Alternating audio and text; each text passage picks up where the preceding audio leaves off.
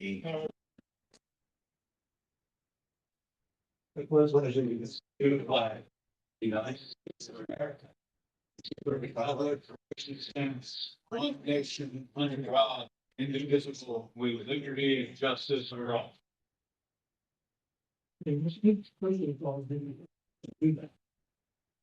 Our first order of business is election of budget committee chairperson and secretary. I nominate Karen Pettigrew as the budget chair. Also, I'll I'll second second that. I can't conduct a meeting. You can't.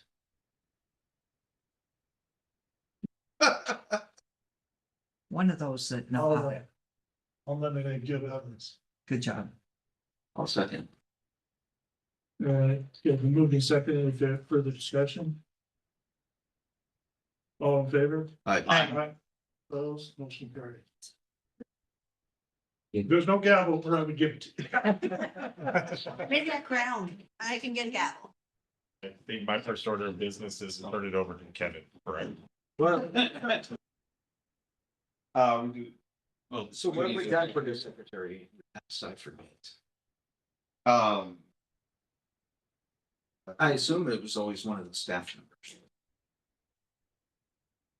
I don't recall. Who is our official minute taker? So I nominate that we make her as the official but secretary. there's a second. I second it. All those in favor? Aye. Now I turn it over to Kevin. Yes. Good morning, everybody. So a couple of new faces. I think everybody knows each other, but I want to welcome Karen Pettigrew to the Budget Committee and Commissioner Peterson. And a couple of housekeeping items I wanted to go over real quick. There's drinks, coffee, some snacks in the back of the room if so desired. We're gonna have I have a lunch scheduled into the agenda at noon. I didn't plug in any breaks and whatnot, so Chair, I would defer to you to, if the group wants to break, someone needs to probably speak up because I can tend to drone on and on. So please do that. We're gonna have lunch brought in by Buckman's. They're doing tacos for us, family style. And tomorrow we're gonna have pizza brought in for lunch as well. So the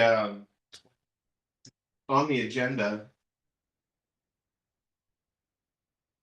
I estimated the duration of each agenda item in the past, and we can kind of change the way that we did this a couple of years ago. Where every single item on the agenda used to be have a scheduled time, and the first budget that I did with the county, we found that we moved through things quite rapidly and found ourselves sitting and twiddling our thumbs for a significant amount of time when we finished agenda items early, because of course you can't start the next item until that published time. So I tried to group this together and put an estimate of the minutes, and so we want to try to stick onto that as much as possible. But certainly, if the committee has wants to take more time on a particular topic or item or discussion, that's certainly your prerogative to do so. But those are just estimates. And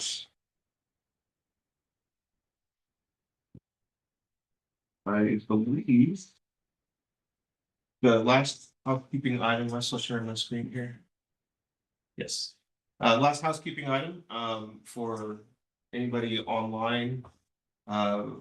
The proposed budget book was published on our website, and there's two formats. The PDF, downloadable PDF, was published yesterday. And then this morning, I also published an online format, if that's how you prefer to go through it. So the way that you can access that, I'm looking at the Morrow County website here. And you can click or hover over our government and go to the finance department. and click on budget. And for fiscal year 25-26, you'll see there's two options. The bottom one, downloadable, that'll download the PDF for you. The top one is the online budget book, and that's actually what I'll be using to go through. There's substantive, but there's a couple of additions and a little bit of different content in the online version, but it has also everything that's in the printed downloadable version, and the budget numbers are the same. So.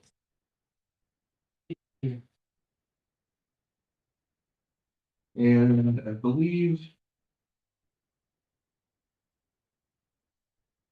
Any questions? So far? Anybody? Do we need to approve 2023-24 budget committee meeting minutes? Thank you. So those were just handed out right now. Not yet, they're printing right now. Oh, Yeah, Is that a- so we had a little bit of a last minute oversight on the budget committee meeting minutes, and so we wanted to go back through those and make sure that they were accurate and correct. So, Chair, I would probably, Valerie's going to hand those out at some point during the first part of this meeting, but I would maybe make the suggestion that we defer review and approval of the budget committee meeting minutes until this afternoon or tomorrow, so that time to review them. Yeah, I think that would be a good idea. Let's do that. Does that need to be a motion to modify the agenda? It would be a good process, and then so I'll make the motion to defer approving the meeting minutes, the budget committee minutes for the 2023-2024 budget until tomorrow morning. I second that. All those in favor? Aye. Motion approved. Do we need to approve the agenda then if we're happy to stick to the agenda? It's a formality. I think it's up to the chair. No, let's move on then. Meet it then. Good job.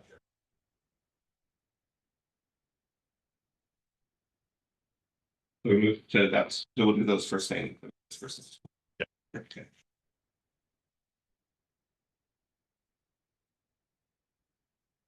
All right, so moving along then.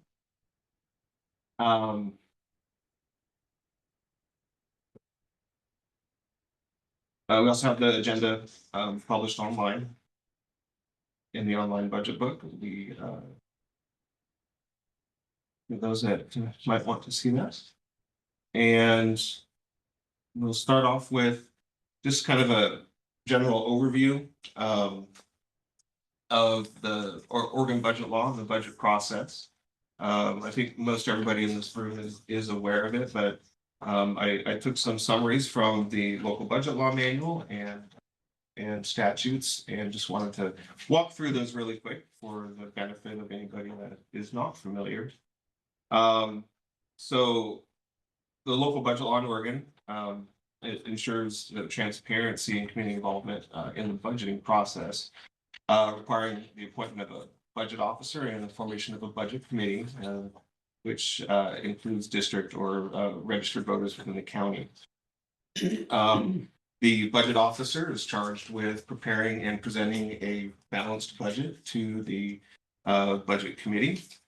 And that's what we're here to do today, where we'll present that budget and give the opportunity for the budget committee to review and investigate and ask questions and go through it to the detail that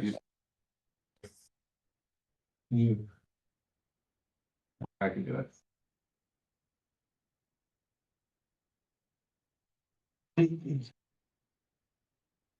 So duties of the budget committee have to meet publicly at least one time to receive the budget message and review the proposed budget documents. And we already elected the presiding officer. Any changes or modifications that the budget committee feels is necessary, it's certainly within your purview to modify, as long as the majority of the committee is in agreement to modify. I think historically a few years ago, there was a practice, as they went through the budget to tentatively approve or adopt, or I think it was approve, each individual section. That creates a lot of extra motions that aren't technically necessary under the statutes that govern this process. So we're presenting a balanced budget, and the only motions that need to be made, unless the committee wants to operate or establish a different process. But to be compliant with budget law, the only motions that need to be made is if there's a desire to modify or change anything. And then the motions at the end of the committee for approving the budget and approving the tax rate. And I'll be providing language. I don't do that motion, provide language at the beginning of the meeting because it refers to the amount of appropriations and dollars that are in that budget. So that could change through this process. So I'll be providing that language though by the end of the noon tomorrow. So I usually prepare that at lunch on the second day so that we have the language for the motions. And ultimately, the budget committee's responsibility is to make sure each fund is balanced and approve the budget. And as I said, approve the amount or rate of property taxes to be proposed. Once the budget is approved by the budget committee, then the next step in that process, I prepare the financial summary, and that's published on Form LB1. It's probably pretty familiar to everybody in the room. This time of year, the Gazette Times is full of them, and that will establish the date of the budget hearing where the Board of Commissioners will hear any final public comments on that budget approved by the committee and ultimately adopt the budget for the fiscal 26 year. There is an opportunity to modify to some extent the approved budget that comes out of the budget committee. So if the Board of Commissioners makes any modifications, they're actually able to do that if they so desire, but there's some constraints on that. I believe it's up to 10% of appropriations in every fund. And then there's a dollar amount too. It's pretty low. I think I want to say it's $10,000, but I don't want to say that for certain. And any modifications outside of that would have to be referred back to the budget committee for review. Those changes are made prior to adoption. We haven't ever, since I've been at the county, we haven't done that. That provision's in there, in case there's a significant change between, the approval of the budget and the adoption of the budget. But since we're kind of right down to the end of the fiscal year, we have a pretty good line of sight onto anything that may occur before the end of the fiscal year that could affect the next year's budget. So I nothing that I would be aware of to recommend the board, but it is up to the board's discretion to do so. And with that, we will move into Lewis. Any questions? Great, thank you. Right, so I'm going to, this is the budget message required as part of the local budget process. The budget message needs to be written by the chair or executive officer of the organization. The board commissioners last year, for the purposes of the budget process, designated the county administrator as the executive officer. And I facilitate and work with the county administrator to develop this budget message. He couldn't be here today and extends his apologies for not being able to join us, but he has a wedding that he's attending, so The priority over budget, imagine that. But it was his preference that this be a joint budget message from both myself as the budget officer and him as the county administrator. So I'm gonna read through this verbatim. And just to make sure that the appropriate message is conveyed, I want to summarize it. So, members of the Budget Committee and Board of Commissioners and residents of Morrow County, we are honored to present Morrow County's budget for the 2025-2026 fiscal year. This document serves not only as a detailed account of our financial standing, but also as a clear statement to our clear statement of our commitment to transparency, responsible financial stewardship, and long-term fiscal sustainability. Our budget is the outcome of a rigorous and collaborative process. Throughout its development, department heads, directors, and elected officials provided not just proposals, but recommendations that reflect both the immediate needs and future aspirations of the county. In shaping this budget, we analyzed current operational requirements, future capital projects, and the efficiencies needed to provide excellent service to our community. The proposed budget is balanced, meaning that total resources and revenues equate to total expenditures. However, our focus extends beyond immediate balance to ensuring a structurally sound budget. This approach confirms that recurring revenues sufficiently cover recurring expenditures, thus supporting the county's operational needs on a sustainable basis. To clearly measure structural balance, we have excluded non-recurring items from our calculations, such as one-time or limited duration grants, for example, ARPA funds, beginning and unappropriated fund balance resources, reserves, proceeds from capital asset sales, and legal settlement. Similarly, the following expenditures have been removed from the structural balance assessment, and those would be capital expenditures, debt service payments, one-time program costs, emergency or disaster relief spending, special project-based funding. After removing these non-recurring items, the general fund reveals a net structural deficit of approximately $1.5 million for fiscal year 2026. Although the overall budget is balanced, the structural imbalance indicates areas for improvement in ensuring long-term fiscal resilience. The table below represents the general fund operating budget with the aforementioned resources and requirements removed to illustrate the net structural deficit. And this is where I want to just add a couple of comments. So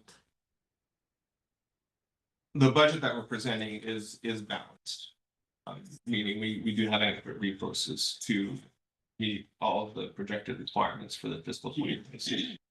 What I'm referring to here is a structural balance, and that's basically our ability to meet ongoing operational needs and requirements with ongoing and continuing revenues. And I'm going to go into a little bit more detail about that after I get through the budget message. There's some additional context that I wanted to provide. So historically, our budgeting process has allowed for contingencies at the departmental level as a safeguard against unforeseen expenses. While meant to protect operations, this practice can lead to an overestimation of actual financial needs. In accordance with Oregon's local budget law, only expenditures that are reasonably expected to occur should be budgeted, while maintaining a general operating contingency of 10 to 15% for the general fund. This approach ensures that potential surprises are managed without inflating the overall budget. By refining our budgeting practices and eliminating duplicated contingencies at department levels, we anticipate that adjustments starting in the fiscal 2027 budget will help close the observed $1.5 million structural deficit and improve overall financial stability. Our fiscal planning is further strengthened by a new and currently underway strategic planning process involving the Board of Commissioners, administration, and community stakeholders. This process will yield a strategic plan that articulates the county's long-term goals and priorities, ensuring that resource allocation consistently aligns with the needs and ambitions of our community. Following the adoption of the strategic plan, we will develop long-range capital investment strategy that supports these priorities and guides future capital projects. This alignment between our fiscal policies and strategic vision is crucial for maintaining the quality of services and for promoting the long-term growth and prosperity of Morrow County. Our fiscal policies remain firmly centered on compliance with regulatory agencies, grant requirements, and accepted accounting standards, fiscal transparency to foster public trust, standardized accounting processes to ensure clarity and consistency, enhanced financial reporting that is both frequent and useful, leveraging technological advancements to optimize service delivery. A recent audit for the fiscal year ending June 30, 2024 confirms the effectiveness of these measures as the audit identified only minor findings with no significant deficiencies or material weaknesses in the county's internal controls. The fiscal year 2026 budget not only meets our immediate and operational needs, but also sets the stage for a more sustainable fiscal future.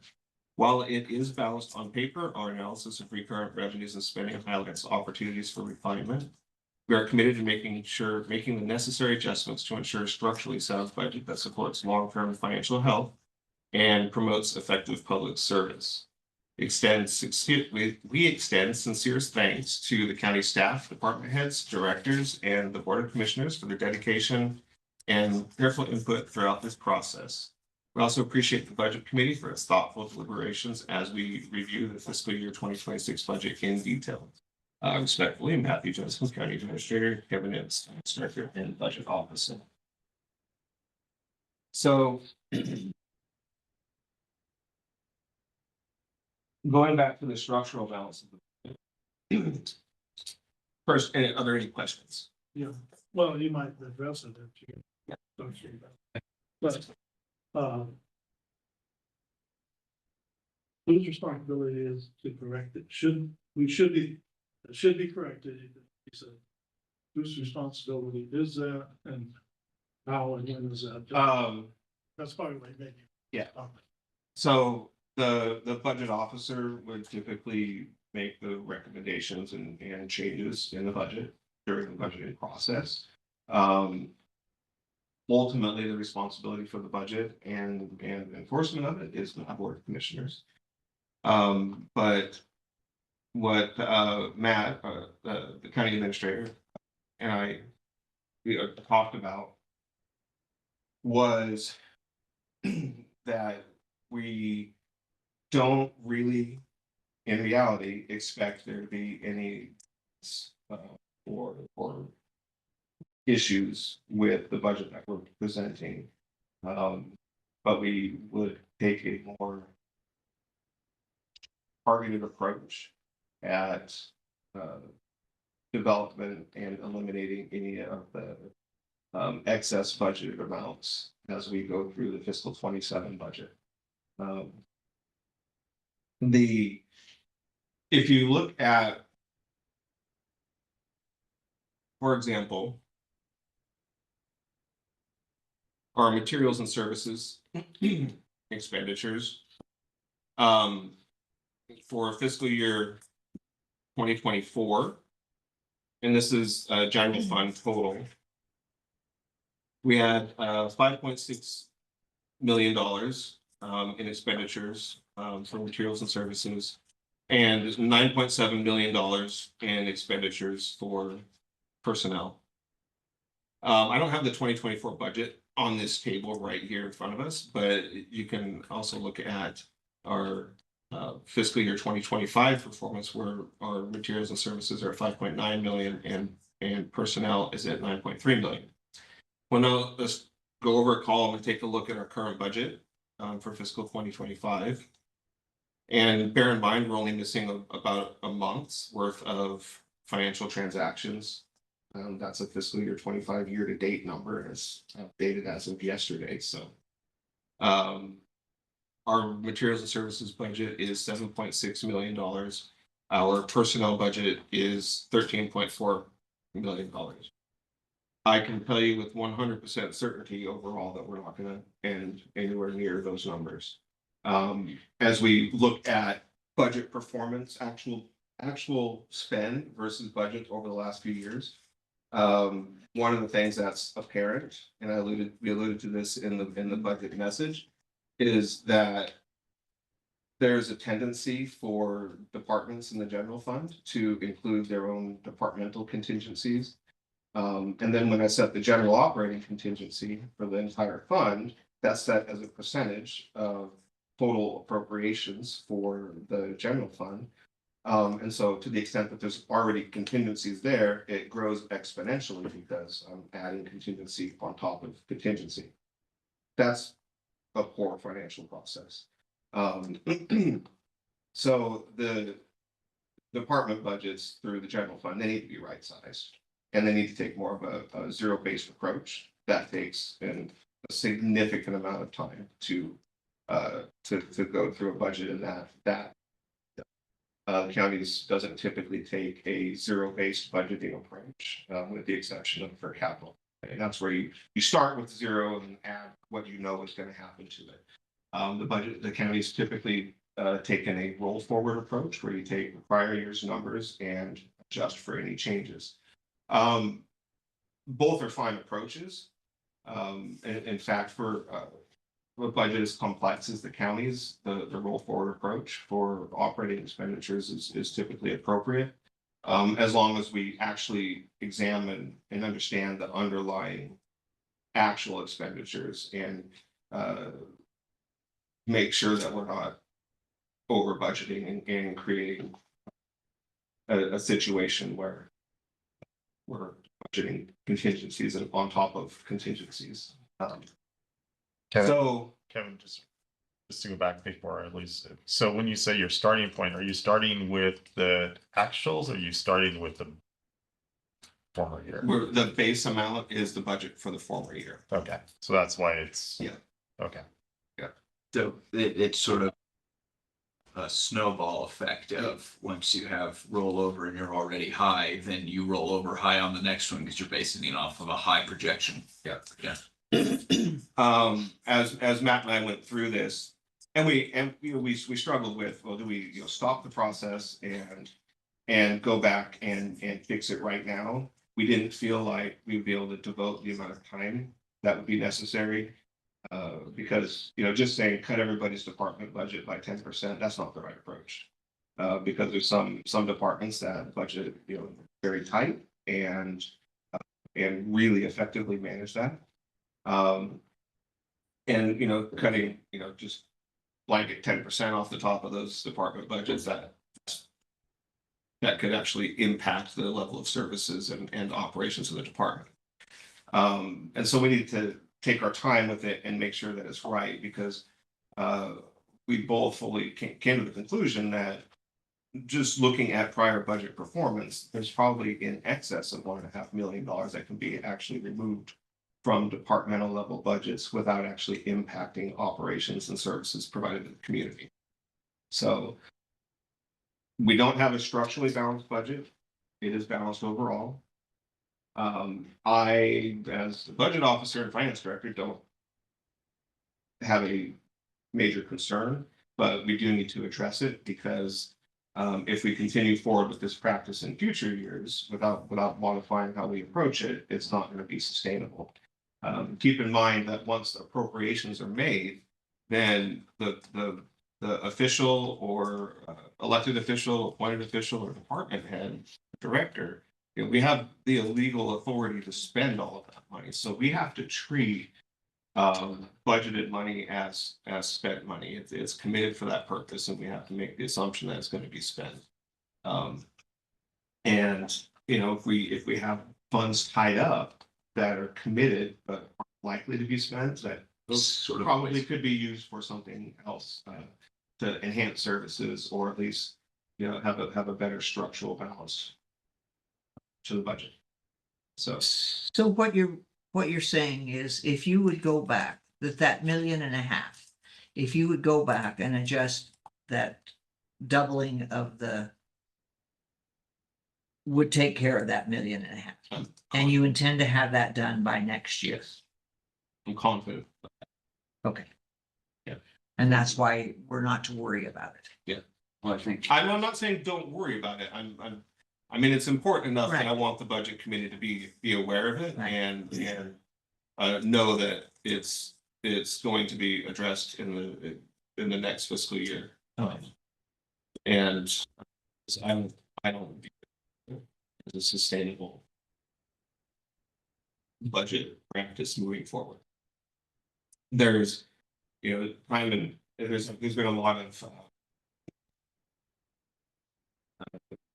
actually there was a county in Oregon, but there's been some districts, school districts and other local government entities that have, found themselves in position by not looking at the structural balance of their budget, by including one-time or limited duration resources such as grants, and a lot of this stems from the COVID-related CARES funding and ARPA funding, where those sources of funds were used to pay for new positions or on programs that were intended to be ongoing, and when those funds are gone and expended, now what do? Because the general fund can only increase so much per year with the property tax base.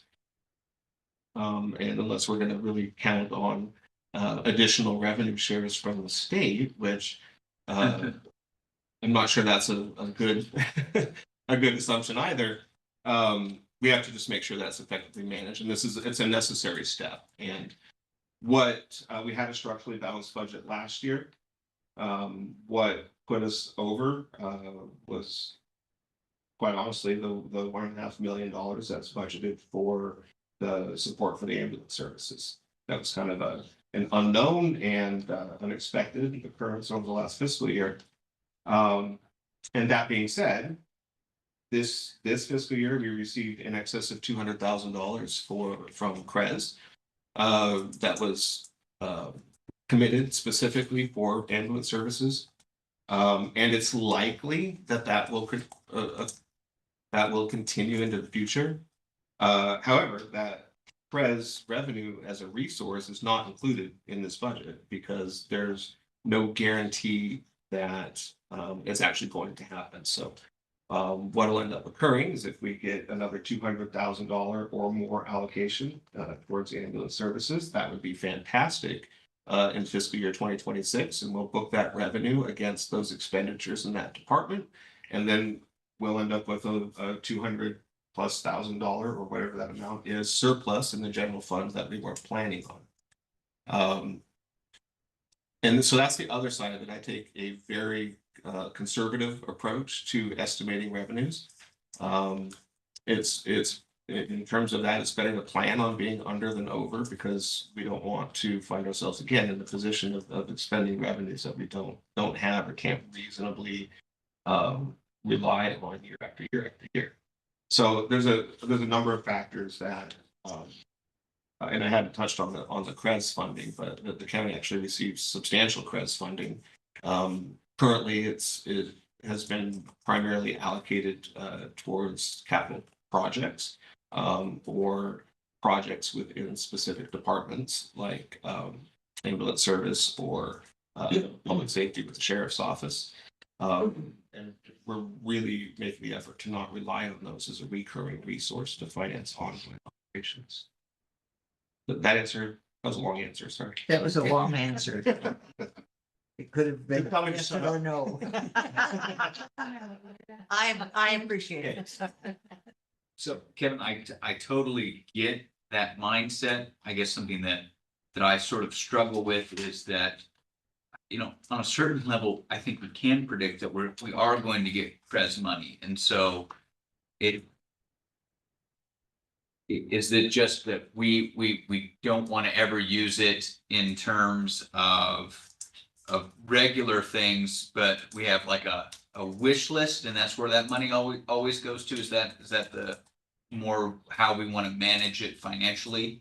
That's certainly been my recommendation and position pretty consistently to the board. We have enough projects and capital expenditures to absorb the majority of any of those extra funds that we receive.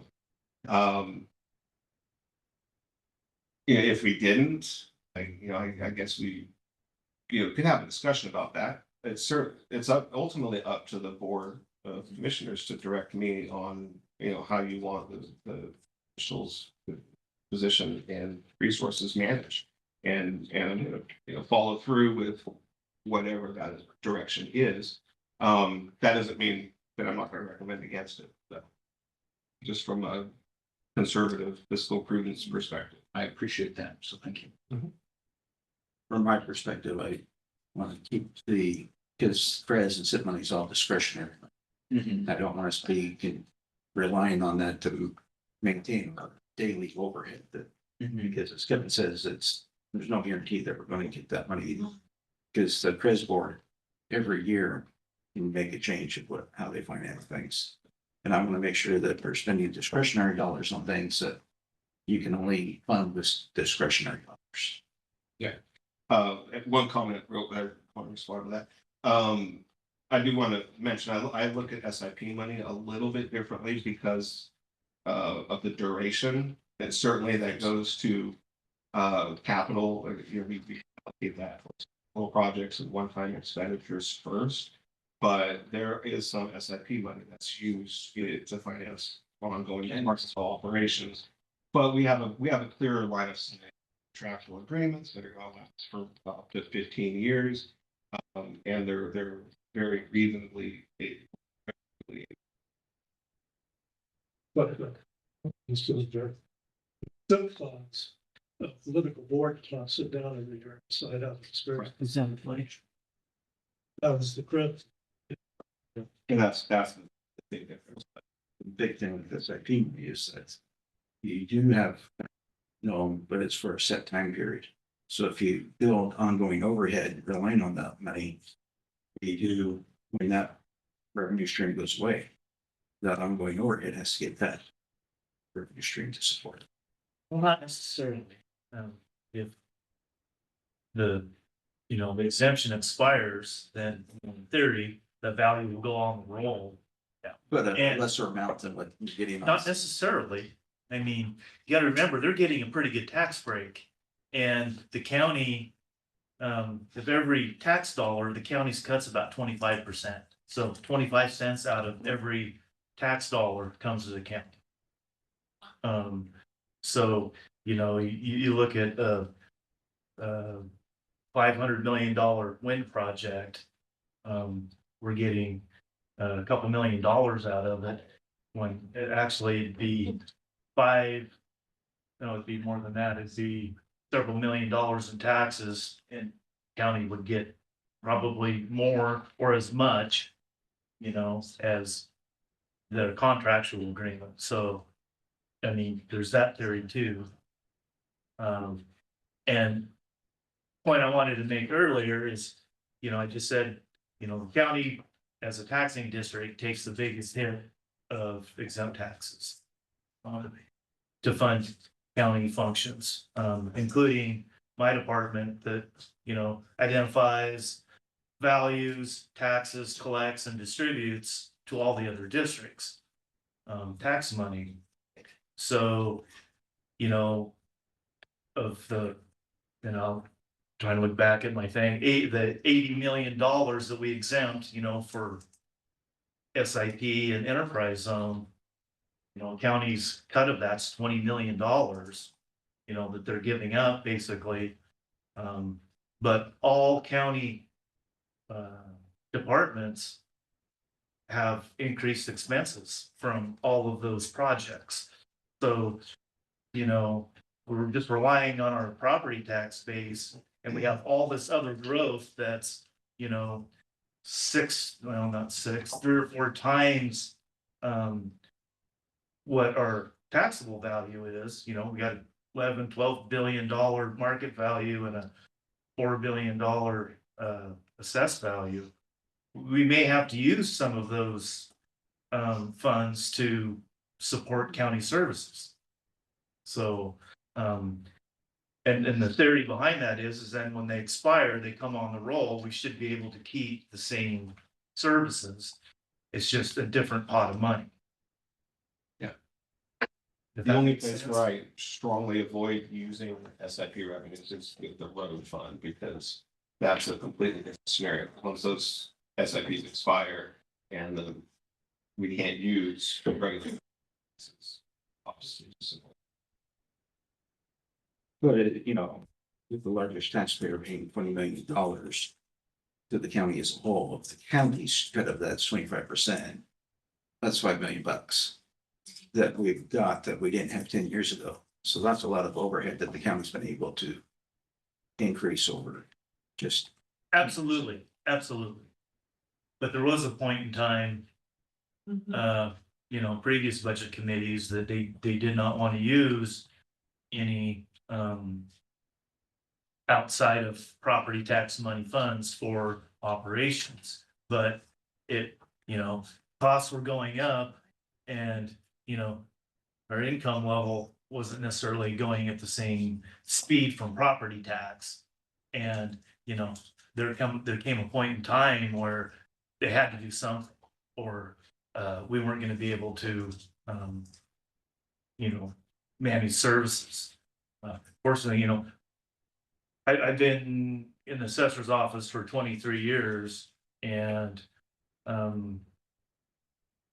23 years ago, there was 7 in the department, and our values went up 10 times. No, yes, 10 times in that 20 years, and I've got 1 extra person. So, there's been other technological advancements and things that have helped that, but, my office is pretty busy. We got a lot going on with all the, and it's not just the Amazons, it's, when was it, back in 2020, 21, we had 100 new house permits in Boardman. That's a lot of new construction. So, just want to keep in mind that, these big tax exemptions, costs still going up, the planning department, the clerk's office, my department, sheriff's office, roads.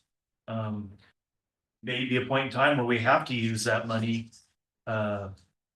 in lieu of tax money, to have services until those properties expire, their exemptions expire, and they get on the tax roll, and we can collect it that way.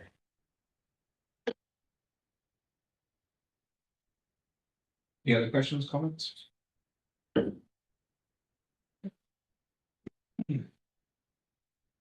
So, I'm going to talk a little bit about the structure of the budget.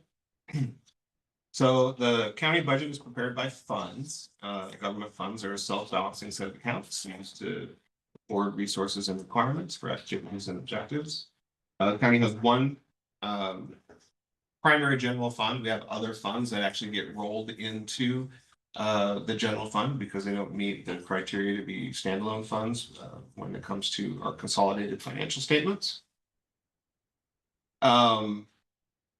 Special revenue funds, those are the county has a number of special revenue funds, and those are funds where revenue is restricted by the funding entity, whether that's the state or a granting entity, or restricted by federal or state law. Capital projects funds, the county has a few capital projects funds, are funds that, and this references revenue from GO bonds, but we're actually able to keep capital project funds as a separate reserve fund for the expenditure of money related to construction and acquisition of anything capital. Debt service funds. We added 1 debt service fund in the prior fiscal year. We had some extra resources surplus and established a debt service fund, and I'll go into the details of how that's managed when we get to that summary. County does not have any internal service enterprise or enterprise funds. And then we have a significant number of trust and agency funds, and those are funds that are not included in the budget for the county because it is a circumstance where the county is asking as the custodian of funds for another entity. They're not governmental funds, and we only do with those funds what's specifically directed under, by that entity that we're holding them for. But that is a review of those. It's all available in our audited financial statements. So there's several layers to the budget. As I mentioned, we budget by fund. And in Morrow County, we also go. We budget by organizational unit. I refer to that oftentimes as department. And as well by object class and at the line item. So our budgets are actually all prepared at the line item detail. Appropriations, though, which is where the legal authority to spend and the legal limits of expenditures are set, are made at the object classification or the organizational unit level. So in our general fund, we appropriate by department, which would be the organizational unit. And then for costs and that can be allocated to a specific department. Non-departmental expenditures are allocated by object classification. So there are some of those in the general fund. But primarily that method is used for all of the special revenue and reserve funds that we have. And object classification, for those that are aware, are the categories of materials and services, personnel, capital outlays, special payments, interfund transfers, and debt service. And it's anything. I think I should have put a list of. You do. Looks like you got it. Oh, and then operating contingency reserve for future expenditures and unappropriated funds balances. One of the things that we're going to look at, we didn't include in this budget, but we'll probably look at in the following year, is standardizing on one or the other. Managing a budget is sometimes difficult. Like, one example is with large expenditures. It's sometimes not 100% clear on whether it's a capital related expenditure or something that would get recorded in as an expense. And to the extent that in funds where we have materials and services where appropriations are made and capital outlay where appropriations are made, that can result in a lot of budget transfers. So if we thought something was going to be a capital expenditure ends up being an expense or vice versa, we actually have to do budget adjustments to transfer appropriations back and forth in those categories. One of the things that we're going to look at in coming years is just standardizing and doing it by organizational unit. So do everything at the department level so that we can minimize the amount of times that we have to go back and ask for transfers and appropriations between object classes, because really it doesn't have any effect. And it's a bunch of extra accounting entries that we have to do, whether or not it gets spent as an operational expenditures. But we didn't make any changes in this department during this fiscal year. 26. Any questions? Yeah, so I have a question on how when we do appropriations, you said we do that at the organizational unit level, but we make the budgets on the line item detail. So how does that work if you're making an appropriation, but it doesn't have to come out of a budget line item? Am I missing? So think about it. I can just show you here.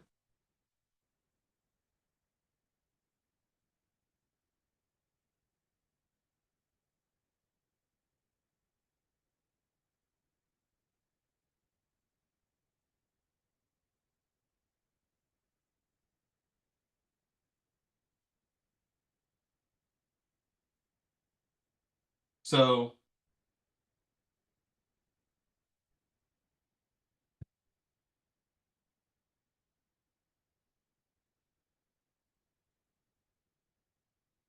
this is the general fund, and so this I've taken the department side of this. So let's just pretend this is a different fund than the general fund. But Okay, all right. So for example, the object class, which is materials and services that we're looking at, the row that I have highlighted right here. If we look below that, you'll see the line items. So we budget at the line item level. we can report at the line item level. But appropriations are made at the object class level. So if we did appropriations at the line item level, I would be bringing budget adjustments on a weekly basis to the board, and we probably have to have a number of special meetings throughout the year to just manage that. It would be unmanageable. This certainly could appropriate at the line item level, but it's generally recommended against. And so think of it as the object class is how all of those line items roll up. So the budget limit or the legal budgetary amount that we have to, stay within exists at materials and services level. So if a department head or elected official needs to spend, more on contracted services versus operating supplies, just as an example, they have that discretion to make that judgment to effectively manage their department. So, that helps clear it up for me. The amount that they cannot exceed though are by statute, under local budget law, is where those appropriations are made. So different departments handle it differently. I know the county sheriff, he likes to manages his budget internally, and he tries to not ever go, over or under. Mike does, county assessor does this too. And, tries to stay within each individual line items. Other departments aren't managed that way. We make our best estimate and guess when we're putting a budget together, but sometimes, things shift And then and if you change. go over a line item, it's not as big a deal as long as you're. As long as you're not higher expending the total. Absolutely. All right, cool. Like, for instance, an example with the, defunct brand new dairy, out on, Homestead Road. When that property went into bankruptcy, we were listed as a creditor because he owed us $1.5 million in taxes. And I have a line item budget for, council attorney, like $2,000, and I think we spent 30,000 on a bankruptcy attorney to ensure that we got our million and that with money well spent, when they sold all the assets, we were first in line. And without doing that, we may not have got any, or maybe just a portion of that. So, that's way over the $2,000 outside council budget line item. But, we didn't have to come and beg for some extra money because within my materials and services budget, I was okay for that year. Thank you. And so in the general fund, this is just an example of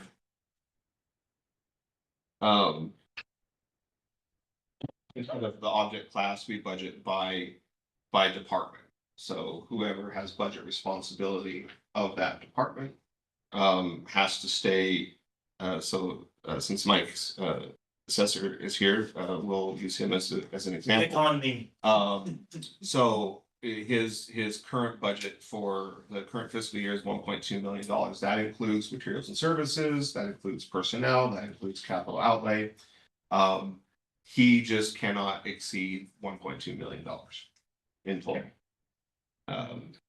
Without begging for forgiveness. Right.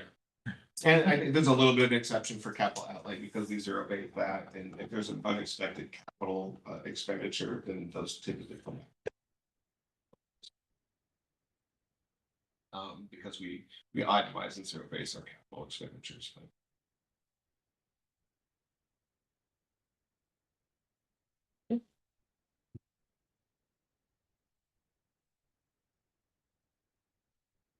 Any other questions on the structure of the budget?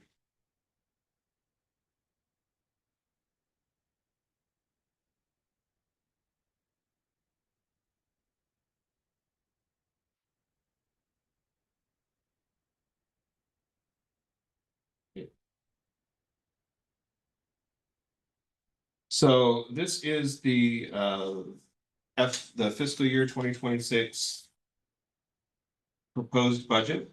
for all governmental funds, so this is the rolled up total. Total resources in the budget are $117,224,507. I'm sorry, that was last year's numbers. Total resources being proposed for fiscal year 26 is $125,346,936, and total requirements are equal to that. You can see comparisons on all the different revenue categories and expenditure categories. The comparisons at the far right are the percent change and the budget change in total dollars between the fiscal year 2025 current budget and the fiscal year 2026 proposed budget. And we're going to go through on a departmental basis so that you'll understand what's driving some of these differences. Overall, total expenses for the fiscal year 2026 proposed budget are represent a 5% increase over the 2026. I'm sorry, decrease under the 2026 proposed budget. The reason for that, and this is where government accounting gets a little bit, and government budgeting gets a little bit odd, is the significant reduction in interfund transfers. So interfund transfers are transfers of resources between all the different funds. So if we, for example, receive money into the SIP revenue fund, and then we transfer that out to another fund for use on a special project. So for example, transferring some of that money into the CIP fund to allocate towards capital improvement projects. When we receive that revenue into the SIP fund in the first place, that counts as revenue. When we transfer it to another fund, then it counts as an expense and a revenue again to the other receiving fund. So interfund transfers and interfund transactions in general can it skew and really inflate the total resources, total requirements. So of that $125 million proposed budget,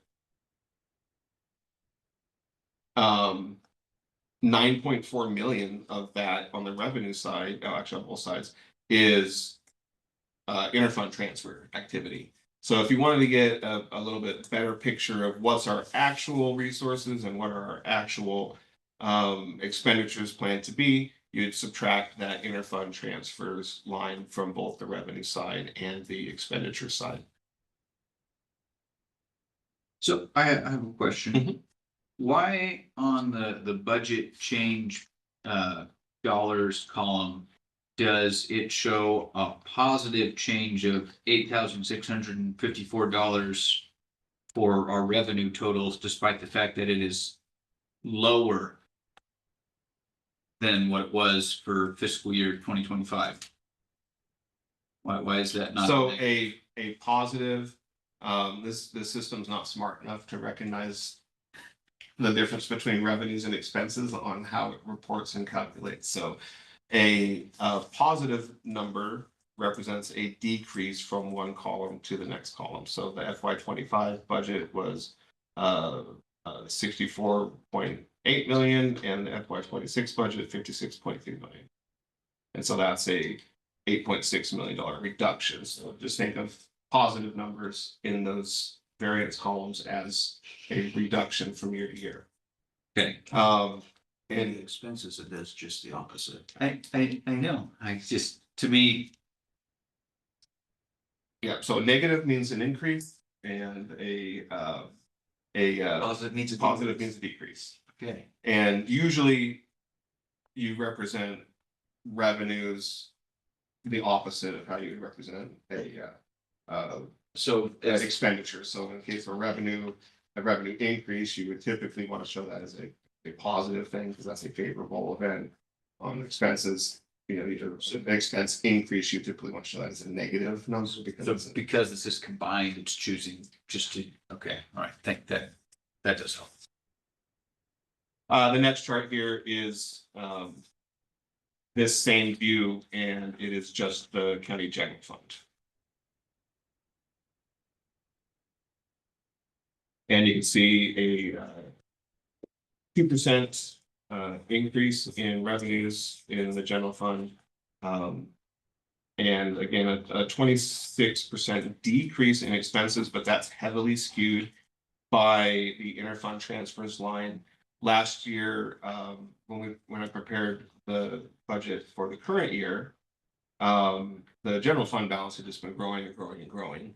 And we allocated those out to various reserves. A lot of that went to the CIP fund to fund the courthouse projected courthouse costs for that capital project. So, and so it went out. It got distributed to other funds as well. But so last for fiscal year 2025, we had interfund transfers, so money leaving the general fund in total of $9.9 million. And this budget, because that surplus has been all reallocated, there isn't a need to do as many transfers. And you can really think of the fiscal year 26 budget as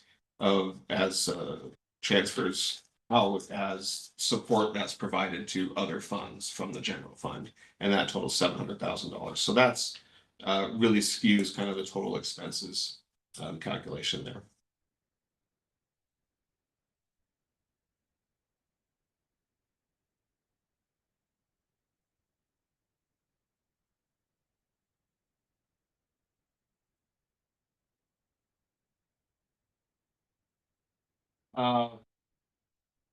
Staying with revenue and resources. So beginning balances each year, those aren't revenue, but they're certainly resources that can be used to offset current or expected requirements and expenditures. This top chart just shows a graphical representation of the beginning fund balances by fund type from fiscal year 2019. So that's July 1 of 2018 through the current fiscal year. You can see post-COVID, we've had almost exponential increase in fund balances. A lot of this has to do with the capital projects. If you look at the chart that I've got highlighted up here, you can see where that has historically been very limited. But when I came to the county, started increasing the amount of some of those surplus funds that we were receiving were unexpected. We increased those contributions to allocations to capital projects. We knew that the circuit court building would be built, and there's been a number of other capital projects that have been kind of put in the parking lot list of things that the county wants to do at some point. And so those had actually already been accumulating reserves towards them.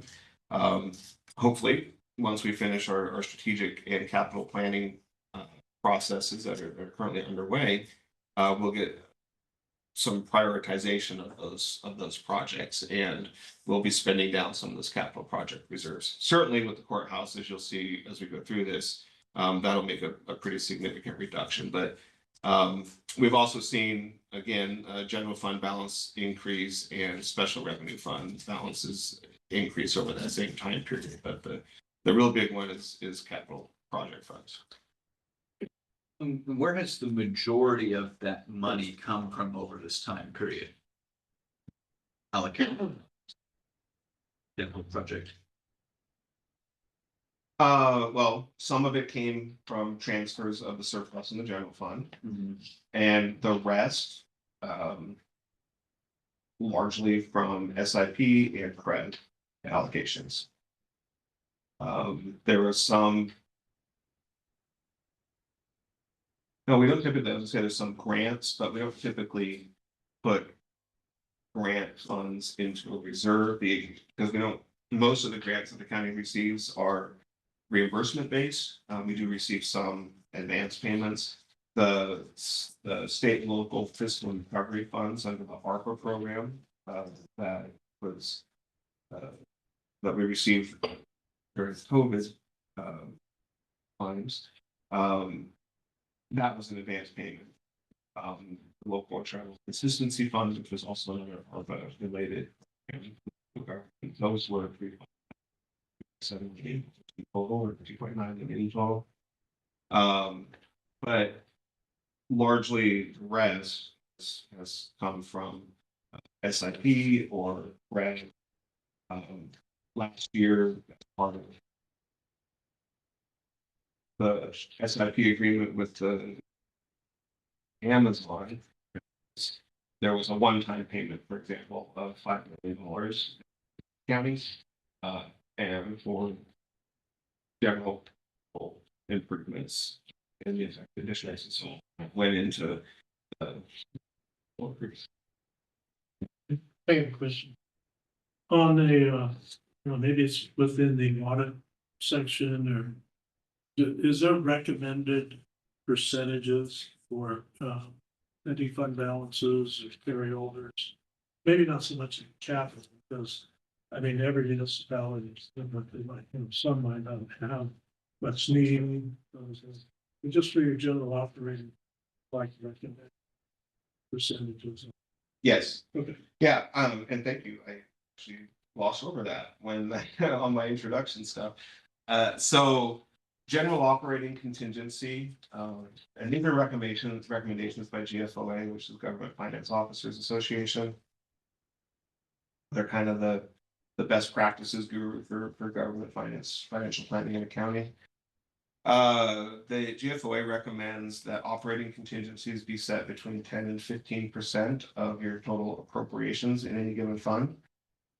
And they recommend that reserves be set at approximately 90 days, which is 25%. Last year, when I tried to implement that, didn't have with resources in some cases, so my target was a 25% combined total. This year, well, to have segregated 25%, they should be like in the general fund.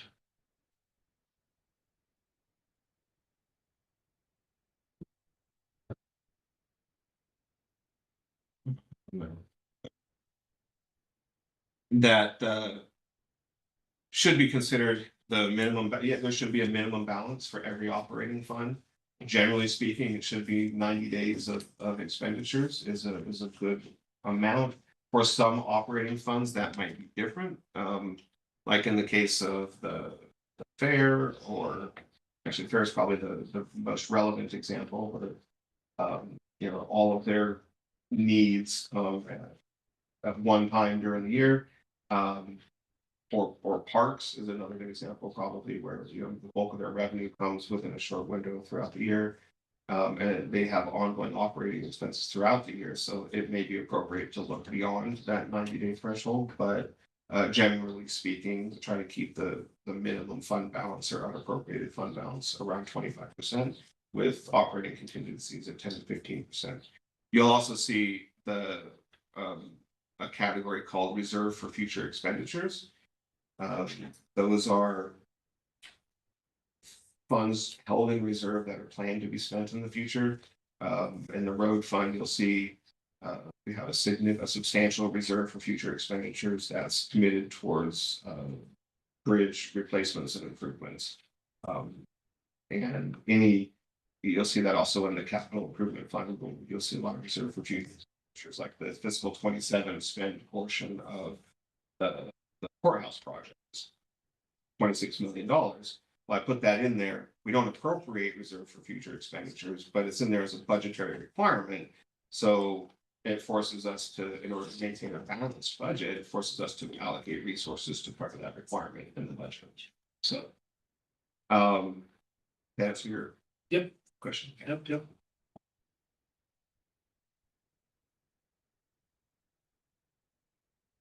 And then also have a breakdown of beginning balances by fund type. Again, you can see pretty substantial increases over the last 3 years, and those again have been largely driven by the need to accumulate significant funds and capital that's necessary to carry out the courthouse circuit court project that's currently underway, while still doing some to future as well.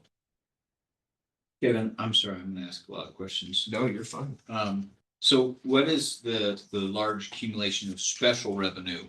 And so that's different from both general and capital project. Where is that sitting at? So special revenue funds are.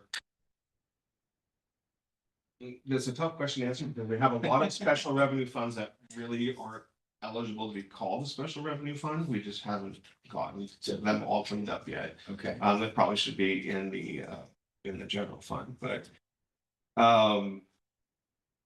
chimney butte license fee, for example, there's a fund set up for that. It's categorized as a special revenue fund, which really it ends up being rolled, any balance ends up being rolled into our general fund, but frequently, because I take again a conservative approach at estimating revenue for a funding period with that, we end up with surplus in that fund at the end of the year, then we get it out. So each year that to the extent that it doesn't get allocated out all the time spent, it's going to increase the fund balance. Special revenue funds, the biggest ones, road department.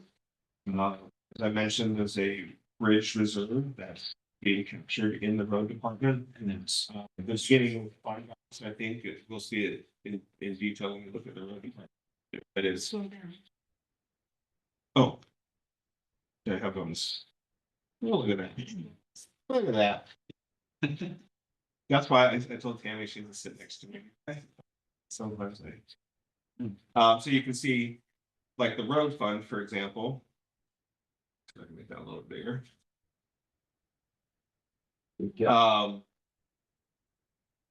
In fiscal year 2025, current budget, it was a budget for 2.1 million. In 2026, it's budgeted for 8 million. If you look back at the historicals, you can see in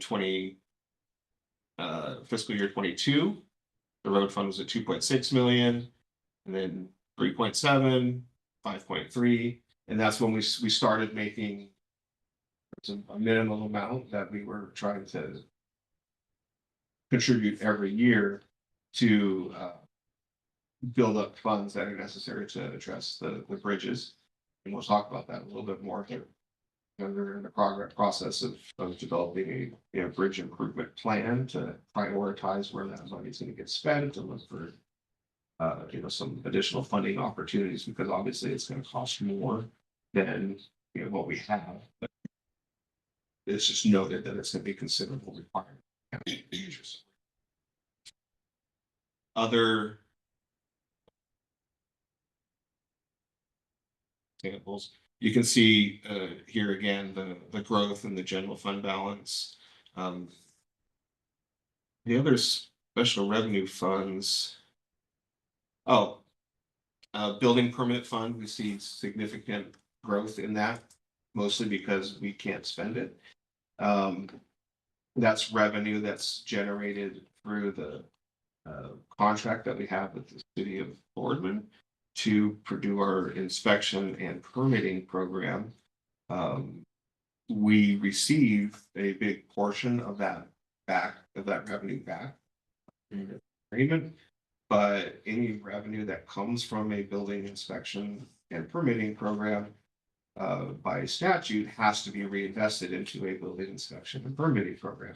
The county doesn't have one, so that balance just continues to grow, and sometimes we see substantial revenues come in there with some of the industrial developments that we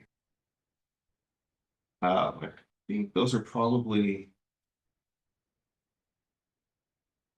the biggest examples of special revenue funds where we've seen consistent growth.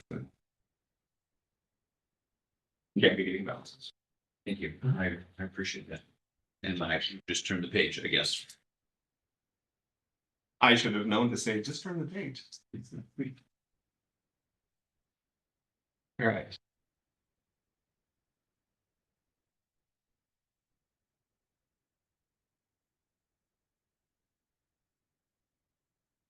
Okay, so moving on to specific revenues.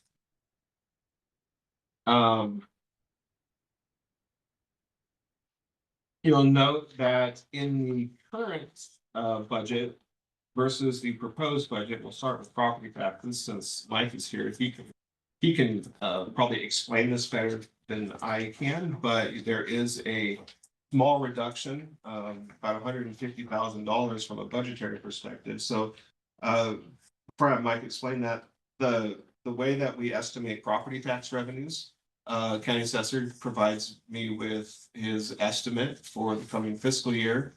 I make an adjustment, I discount that estimate based on historical collection rates and discounts that will be taken. So I multiply it for this year by a factor of 0.96. So we're assuming that 4% of that is either going to be not collected through uncollectible accounts or delinquent accounts, I guess, and discounts. And then I use that number to put into the budget. But Mike, if you want to talk about just briefly the reason why we're expecting a little bit less than. Mike, you wanna sit here? There's a You don't speakers have to. table. See, it says speakers, it's here.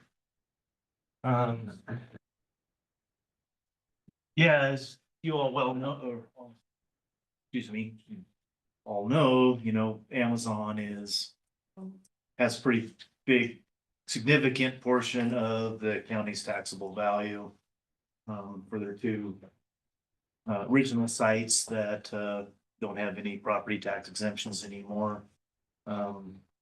They last couple of years, or like starting last year and then again this year, those sites took a pretty hard depreciation hit in their valuation from the Department of Revenue. And that, couple $300 million.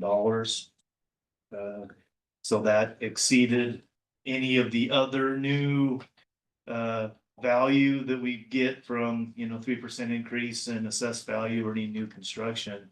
So our overall taxable value went down last year. Expect not to be so bad this year. We got some things coming on. Amazon's bombing range road site PX 178, which has a strategic investment program exemption that will start this upcoming year. And with part of that, $100 million of that $2 billion investment is taxable. So that will help offset the depreciation hit on their other two sites and whatever new construction estimated we're gonna have for the upcoming year. Makes sense. I put Mike on the spot there. That's fine. Hopefully that answered. What if we had questions? You just left. You said you're beating. No, I don't know. Does anybody have any questions on that? Okay. So slight decrease in property taxes. We also see a pretty substantial increase from the current budget to the proposed budget in our SIP program revenue, and that, as Mike mentioned, is related to one of the Amazon sites. The county, well, I'll have that detail here in just a minute, what those SIP revenues look like. Small reductions in total federal, state, and local revenues.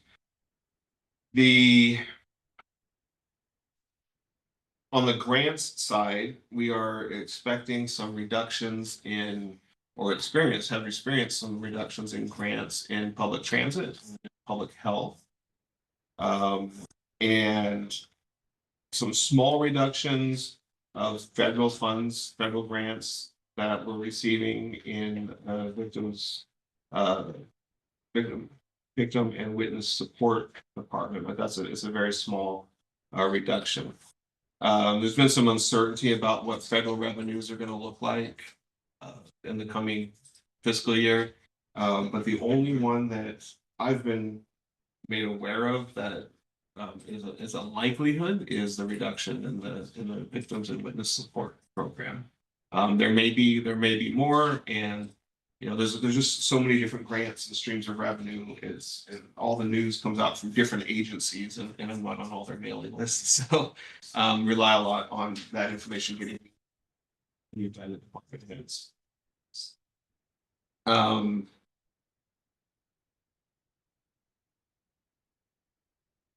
let's see. So SIP revenues, and I have a chart on, this one is definitely included in your budget book, but those who may have gotten. Not really. Page It's good. page 14, yeah. Okay. So this is the schedule that I use to prepare the budget SIP revenues related to the strategic investment programs. Again, county assessor provides me with an estimate of what we should expect the next year. And then I take that estimate and work it into the budget. So there's multiple components to SIP related payments. There's the additional monies that are not related to the community service fees, and you can see largely the county retains those. The community service fees, for the most part, are distributed, and the county does not retain any significant portion, with the exception of Amazon, which this is new to the SIP revenue schedule this year, where we're going to see a total inflows of $1.2 million of community service fees. $960,000 of that gets distributed out based on the distribution agreement was executed at the time of that SIP agreement. $240,000 of that community service fee will come back to the county. And then, as I mentioned, the additional monies, the parties, when a SIP agreement is negotiated, there's the ability to negotiate additional revenues or additional fees. And largely, as I said, the county retains those. Gain share is a distribution that's made by the Morrow Business Development that is based on calculation of the economic or impact to the, yeah. Income. I have not been successful at forecasting what that is, and it comes a year after. So I just typically look at what we received the prior year and plug that into the budget. So we typically receive a little bit more than what's budgeted, but that's consistent with being conservative. The gain share is outside of any SIP agreement, but it's part of the SIP statutes, and my office is not involved with that at all. It's some other calculation that's made And that at the state level. gets, we've been distributing that gain share. And again, it's, $170,000 to $180,000. We've been distributing that based on the same distribution basis that's identified in the distribution agreement. Which is what the statute states how it's distributed. So down here at the bottom, you can see the total SIP related revenues that are included in this budget are $8.8 million. The total amount that gets distributed to the different districts and municipalities is 2.6 million. The total retained by the county is 6.1 million. So you may be asking, well, what does the county do with all of that $6.1 million? And I'm going to tell you. This is a schedule that I prepared for use to exhibit what those monies are allocated to. So the general fund is receiving 1.8 million, and this is where there's some SIP money that's going into just general funds to support ongoing operations. But keep in mind, there's a significant amount of capital expenditure and one-time expenditures in the general fund. The Heritage Trail Reserve Fund, a few years ago, the Board of Commissioners gave a direction to accumulate $600,000 per year. If the resources are available to do that, to build a reserve to be able to support once we move into a construction phase of the Columbia River Heritage Trail. We'll talk about that a little bit more. The IT Capital Reserve Fund, $253,000. The Equipment Reserve, just under $40,000. The CIP Fund, $1.8 million. That's where the big strategic capital projects are accounted for, such as the Circuit Court project. The Fair Capital Improvement Reserve Fund, $377,000. That is a significant increase versus the resources that are committed. We'll talk about what that is, what the purpose of that is, but just generally speaking, the fair has received grants and some additional funding for capital improvements. There's been work on developing a remodel and improvement plan for the fair. The total funding that we received from the state is about $1.27 million, and the total project costs are expected to be around $1.5 million. And so think of this as a one-time, not recurring contribution to help offset the capital needs for the planned improvements at the county fairgrounds. Parks Fund, $51,000. Facilities Reserve Fund, $117,000, and then we have these other two items are an example of where SIP revenues are being utilized to support operations. Community Corrections, parole probation is receiving $74,000, and Victim Witness Advocate Assistance Fund is receiving $59,000. That requirement for VicWit was or for Victim Support Fund was largely due to we went ahead and reduced the expected grant revenues in the budget to reflect what their concern is. To reflect the reduction in federal funding that has passed through by OJD, I believe. And so that created a need there.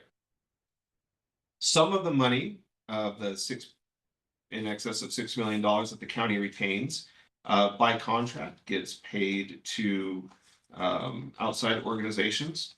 $21,000 to the Community Renewable Energy Association, and then there's $1 million that gets paid annually to the Morrow County and Ione school districts, and that's divvied up based on the average enrollment numbers that are calculated in December. And then there's this dedicated amount that goes to support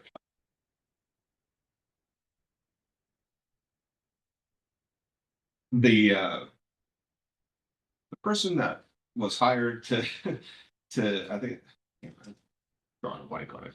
There are often people that are hired to. No, it's a position that was hired and shared, I think, between the school districts, maybe it's the Sage Center, if I recall. Oh, STEM, like that. Yeah, it's the STEM and STEAM Yeah. position Okay. that supports the school districts. Oh, that's the money that they held out from. We Ridge. Yeah, Yes, yep, thank I you. remember that. Yeah. So it pretty much goes to the Sage Center. No. Yes, no, it goes to the school district, but I think They take that it to this. that employee, I don't remember the exact, but it's STEM and STEAM instruction that's intended to support both that can work in a school district and in a school district. Yeah. I remember. Any question on SIP revenues?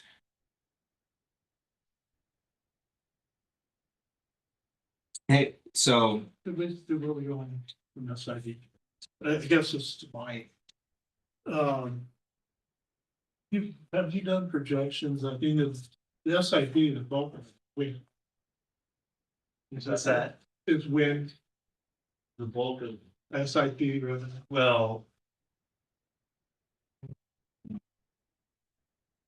We, I mean, we have Amazon, we have.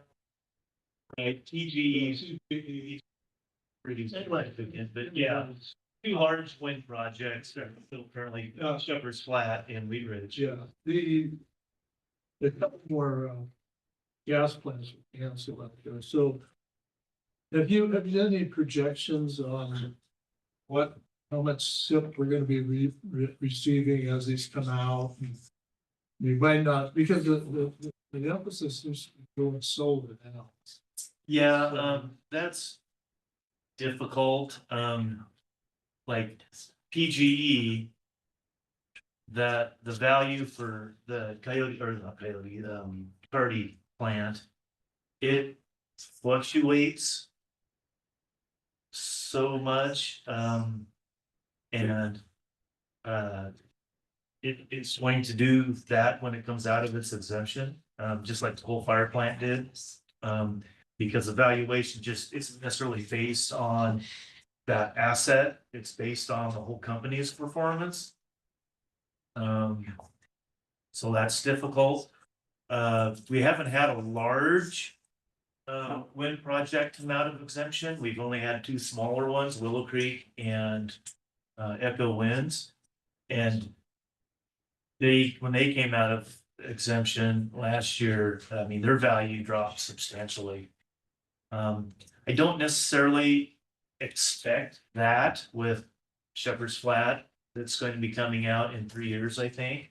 I think last year its value was 300 million. I would expect that it might drop some because they do, figure in their property tax exemption in their valuation. The DOR does. So I expect it to lose some value, but I don't expect it to be, Well, and those wind towers had new blades put on. yes, That's a and big that deal. almost doubled their value. Yeah, Um, so, yeah, they've been retrofitted. So I hope, a couple $100 million there. Yeah, and I wasn't particularly asking you for a figure, I Yeah. was just saying, because I think the theory was, or the idea was with the county was, since we have these funds, is to set some of them aside for capital improvement if they are here in the future. Yeah, Was kind of the general idea. right, Right. and, Gillum County, Sherman County, they're very wind heavy. And as we've been in conversations with DOR, trying to come up with something. One kind of trend is, not necessarily in Morrow County, but in other parts of the state, when, not just wind, when, a project comes out of a large exemption. They appeal their value the first year. And, we're trying to get ahead of that.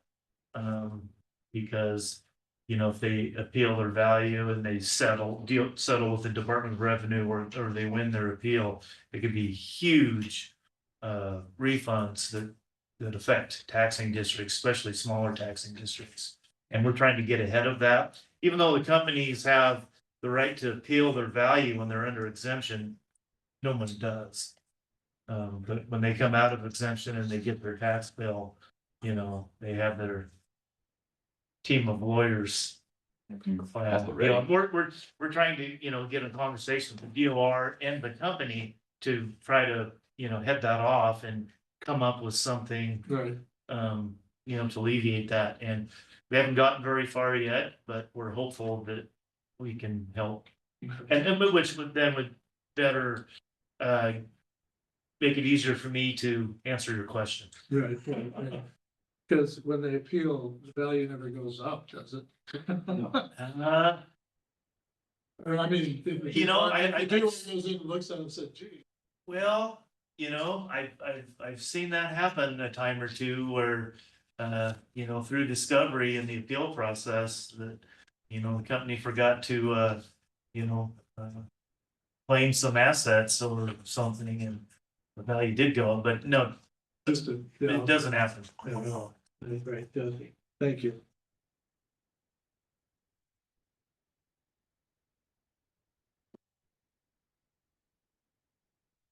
Um, continuing on with the details of federal, state, and local revenue. I wanted to note, we talked about, fund distributions from Prez.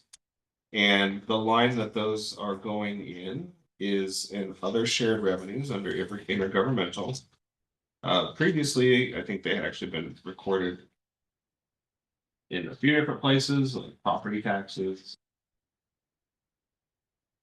I think they actually rolling into property taxes historically. That's not appropriate. CREZ is another district or intergovernmental type agency, and our auditors, and I felt like it was more appropriate to record those as an intergovernmental shared revenue, so that better characterizes it. But you can look at like what we received in 23 and 24, 3.2 million, current year 3.4 million. And that's not all CREZ, but the lion's share of it is. And don't include that resource in the budget. So the budget is actually relatively flat, small decrease of about $90,000 from 486 to 994. So just to explain why we budget so much lower on that line item.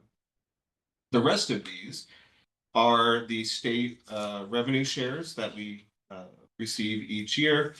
These are pretty difficult to estimate for a county. Most of them are formula-based distributions, and we don't know this far ahead of time what we're going to end up receiving without going through and looking at current fund balances in the state and doing all that calculations. And I don't have a room full of accountants. So what we do is I take a look at the state's economic forecast, the most recent quarter that's published once I start working on this schedule, and I apply any, if they're expecting a reduction, for example, in gas tax or 911 tax, then if they're expecting a reduction in that revenue overall, I'll incorporate that into the county's budget on a pro rata basis, just assuming that it'll pro rata affect the distribution that the county receives. So overall, small decrease in total federal, state, and local revenues from $14.2 to $13.8 million.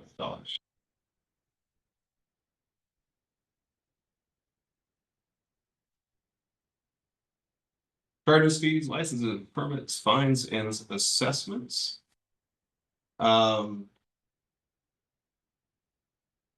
Pretty significant increase from 4.9 million in the current budget to 5.6 million.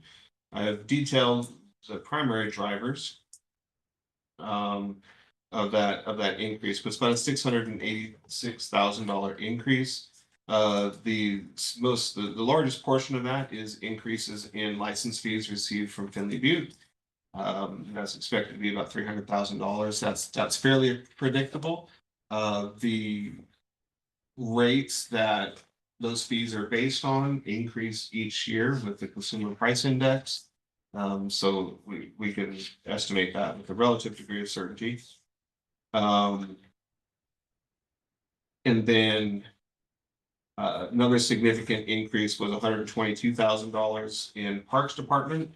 So if you're not aware, Parks reassessed their fee schedule, and there were some increases across the board in parks usage fees. The projections that Parks Manager provided were a little more aggressive, so I took a little bit more conservative approach and trim those back a little bit. Again, we don't want to rely on a revenue that doesn't show up, and if it does, it'll be like Christmas, I guess, have a little bit of surplus at the end of the year. We're able to meet, and we were able to meet all the projected requirements and budgetary. So other revenue and income, these are all the small miscellaneous things. The most significant of which is interest and investment. Income and revenue. We happened to listen to the Board of Commissioners meeting yesterday. Our auditors noted that we've seen significant increase in investments and interest revenue into the county. From fiscal 23 to fiscal 24. Part of that is due to market conditions, but part of that is also due to I think, was it January of 23? We engaged with an investment advisory firm, GPA, Government Portfolio Analyst, and have a formal investment program where the majority of our pooled cash, not any cash that that we're holding in a custodial form for any entities or districts, but just counties pooled cash. We have on deposit with them, executing the investment strategy. So that's the other reason why investment and interest has continued to increase.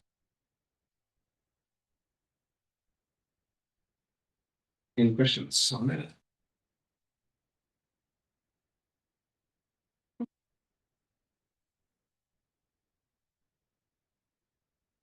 So moving into expenditures and requirements. This first chart here is all governmental funds. You'll note that when we're looking at actuals, you won't see, there's a couple of categories that you don't see when you look at that compared to the budgets. And that is the reserve for future expenditures amounts and unappropriated fund balances and operating contingency. The reason is we don't spend from those categories prior to spending those funds. We have to transfer them to a category that we're able to spend out of. So obviously unappropriated fund balance is unappropriated. The only time that we can touch that is in the case of a declared emergency. Reserve for future expenditures, again, that one's unappropriated. We can have access to that if needed, but a supplemental budget process has to be followed. And operating contingencies, again, are for unexpected needs that occur throughout the year. So those you won't see in those actual columns because we don't spend out of those categories.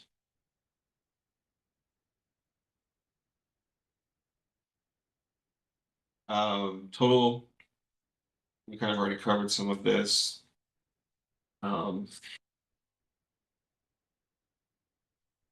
Any questions on that? And again, this is all funds, so it's just meant to kind of give you a big picture, and we'll talk about what comprises all of those line amounts.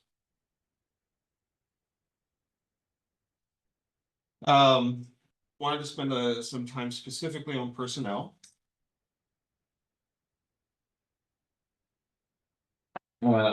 So first off, we have identified the staffing changes that are included in the fiscal 26 proposed budget. Each year, our human resources director, Lindsay,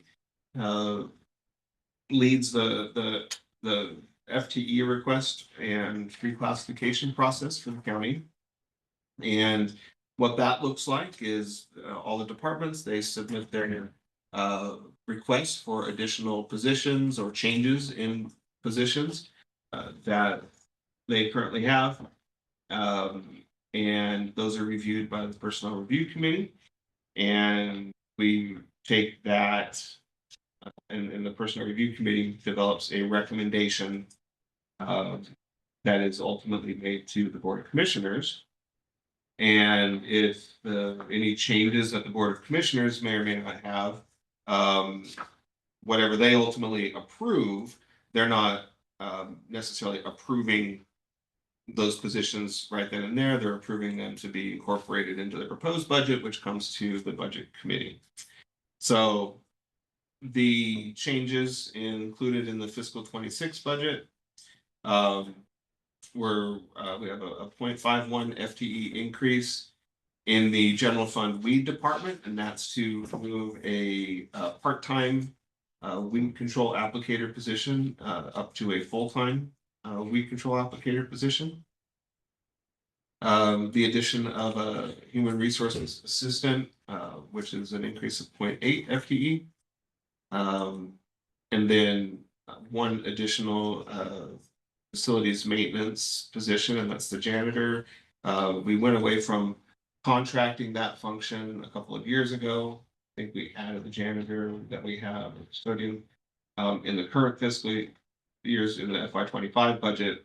And then there's a recognized need to add an additional to cover the times when people take vacation. And then in the district attorney's office, an additional legal assistant of 1 FTE. So the total changes in FTEs is that 2.3, 3.0, just over 3 FTEs. There were definitely more requests that were made that either, we had to prioritize based on the needs that were presented along with those requests, just to control the funding.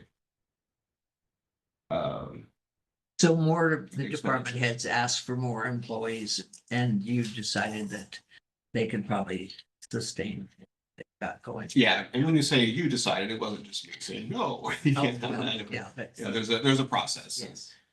The committee makes a recommendation to the board. The board actually receives all of the requests, and they can review all of the requests and the rationale for the request versus the rationale for not including.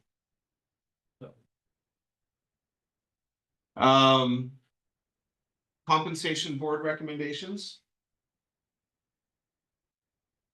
Each year, we have a compensation board that meets to review and determine if there's any changes necessary or that should occur for our elected officials.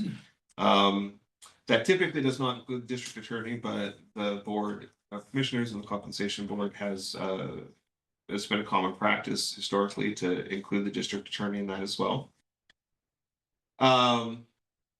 They meet and review, and they do some comparisons based on adjacent or other counties in Oregon, and make recommendations. So by statute, any changes to compensation for elected officials has to be approved by both the Board of Commissioners and the Budget Committee. And so that recommendation from the Compensation Board is taken to the Board of Commissioners.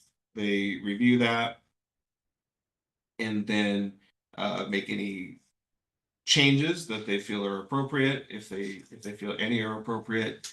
And then again, they approve that. I include that in the budget for fiscal 26. And then this is the vehicle where the Budget Committee can review as a body and ultimately approve. You don't have to approve these separately. You can, they're very detailed and clearly spelled out in the budget. So they can certainly be approved by approval and adoption of the budget. So compensation board recommendations. The cost of living allowance or COLA for assessor, the county assessor, the county clerk, justice of the peace, the sheriff, and the treasurer was 3%. And the for the county commissioners, an increase in base compensation from $72,384 to $77,000, plus a 3% cost of living adjustment in addition to that.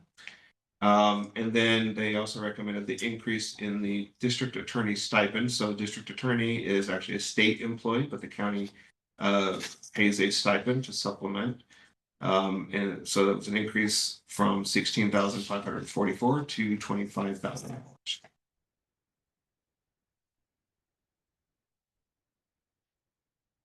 The full transparency, the cost of living increase. We try to just maintain a consistent methodology across the county, where we base cost of living adjustments on the consumer price, one of the consumer price indexes.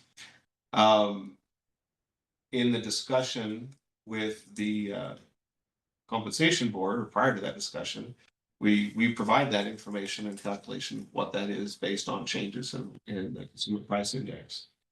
Who knew there's so many different ways to calculate the 12-month roll or average change in the CPIU number. When we calculated it came out to 2.9%. And then No, sorry. when Can I'm I- sorry. Yeah, I can go, because it was kind of, Come up here to the speakers table. all right, thanks. This is Lindsay, our human resources director. Hi. Yeah, so when we pulled the report from the BLS, it stated the CPIU as 2.9%, but then when we actually pulled the data tables of the percentage change per month, and manually calculated it, it was like 2.96. And so we round to the nearest 10th. And so we did end up changing it to the 3%, as the Bureau of Labor and Statistics, when we challenged them on their number on the website, they said that they had rounded every month, the percentage every month, and then that was the difference of the 2.9 versus the 2.96. And I mentioned trying to stay consistent across the county, so our collective bargaining agreements that we have we were successful in incorporating that CPI adjustment based COLA into those collective bargaining agreements, and there's a 2% floor and a 5% cap. So that we felt like that was a rational and objective way to manage the cost of living increases without any undue risk on the county side or on the employee side. But those CBAs they spell out how it's to be calculated. And again, trying to be consistent across the entire county, when we recalculated it, it was 3%. I don't know what kind of math the BLS was using. I think I found one really weird way of rounding that nobody would ever really do that yielded the number that they had on their site. But based on the way that we have to calculate it, it is 3%, not 2.9. So it was not a self-serving, hey, let's give ourselves another tenth of a percent. It was based on how we have to calculate it for the collective bargaining agreements, and just trying to maintain consistency. So when we presented that, or when Lindsay presented that to the compensation board, the nature of this discussion was a desire to be consistent across the county and do a CPI based increase. At the time, we were using that 2.9% number. When we went back and recalculated, it was the 3%.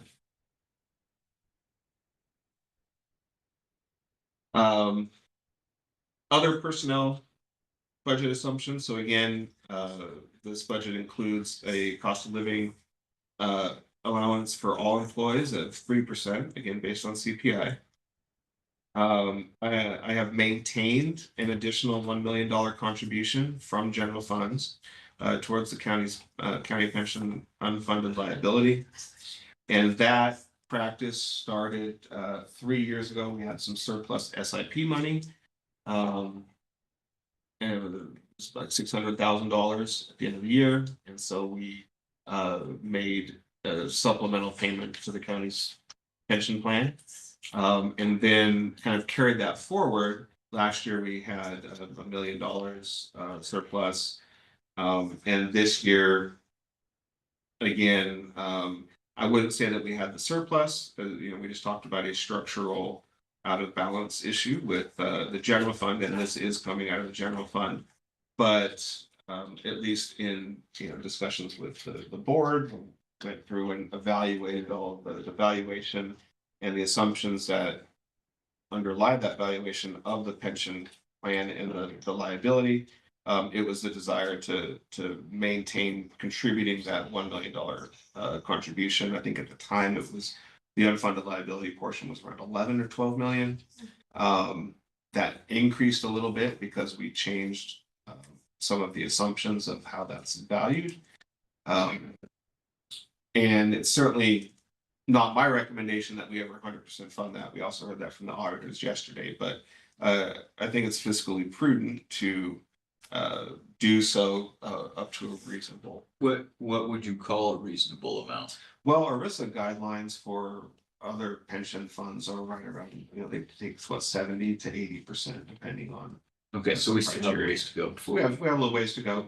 Yeah. But if the most recent projection, obviously the contribution rate increases every year. But the most recent projection that our actuaries did on that retirement plan indicated that if we made no supplemental contributions based on all of the assumptions that we use, the plan never goes negative and never has a funding issue. Like the auditors were explaining yesterday, that unfunded liability, that's if the county went defunct today, that's the check that we would have to write. There's a lot of bad stuff that would have to happen that actually occur. And honestly, I think that pension liability would be the least of our concerns. So it's a pretty remote likelihood that would ever happen. So again, it doesn't make sense to reach 100% funding, but it's whatever the board feels comfortable with, and we'll make recommendations along the way. So now, did you change to PERS? Okay, so are you doing a new unfunded balance with PERS also, or are you maintaining level? Yeah, that was a lot of questions actually. And so county has 5 Retirement plans? retirement plans. Yes, and as part of the plan and the strategy to reduce some of the employee churn or turnover that we're having, we took a good hard look at benefits. And that was actually instigated. So when the county closed the county defined benefit pension plan, they went to what's called the 401A plan, which is similar to a 401k. There was an issue with that, specific to the sheriff's office and public safety employees who are required by statute to be on a PERS equivalent or better. And the only sheriff's office employees that went on to PERS were the represented employees. And so we could have potentially had a situation where we had a supervisor or a non-represented position that by statute has to be on PERS or better, and that 401A plan did not meet that criteria. There's just no way it ever would.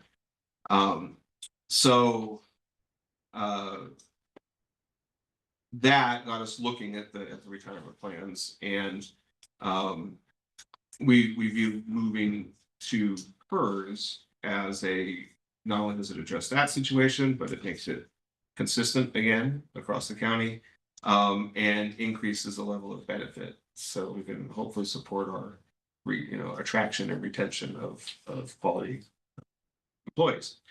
That was negotiated into the AFSCME union collective bargaining agreements, both the general and the other one.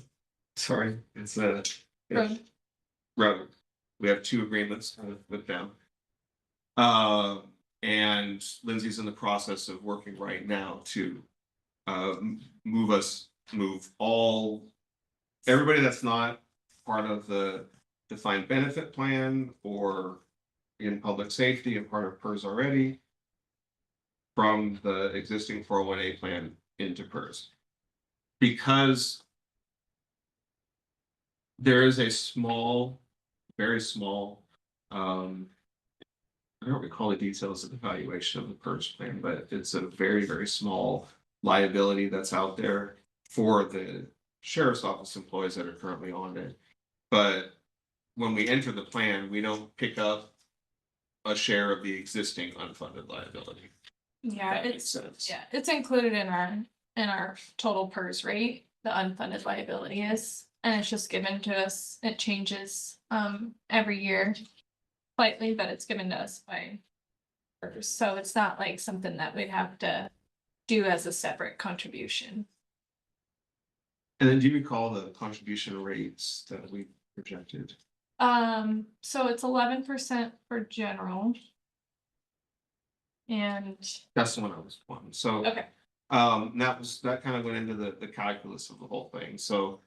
The contribution rate to move our general employees to PERS is 11%. We were paying 9% yeah, under the 401A plan. So for a 2% increase in the expenditure at the time, now granted, there's more risk involved with PERS because that rate can fluctuate. But for a pretty minimal increase in expense, at the present time, we're able to offer a significantly enhanced benefit to our employees. Which is why we went that direction. So that's in the process now. This budget assumes everybody has been moved to PERS. And is based on those projected contribution rates that Yeah. HR has. and that, just to clarify too, that 11% is for OPSERP employees, which I don't know if you're familiar with. I'm sure you are, Karen, with PERS, but there's the tier 1, tier 2, and OPSERP. And that's based on when you entered into PERS originally. So there are a few employees that will be higher than the OPSERP rate, because they've been already established in PERS, like with a different employer, and maybe they entered in to the PERS plan when they were during the tier 1 or tier 2. But there's not that many people that are on those higher tiers. So then you're gonna try to continue paying off the old debt or adding to your unfunded balance. And don't go into a long. Yeah. Yes. That's what you wanted, yes. Yeah, I like yes or no. Okay, Give me the. short- yes. Sorry. Didn't mean to be rude. No, That's why he wanted me on here. Works for me. we have a schedule to keep, so it's just. All right, so. Overall, this is a breakdown of all the personnel expenses for all funds in all departments across the county. And before we move on, is there any questions on that?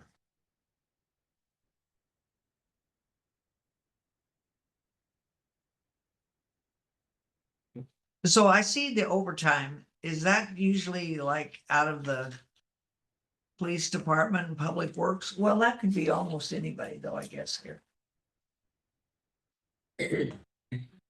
Yes and no. I can't do that one with one word, I'm sorry. There are only a few departments that have overtime budgeted, Oh, like Public Works and the Sheriff's Office. okay, okay. Thank you. In the budget committee. Yeah. All right, I have a quick question. So, why do we have, it's a small budget item of temp workers' wages and salaries, and then we just go to zero, or we just like, no, we'll never do that? And is that our? Why is it zero? Commissioner, that's not a yes or no question. So.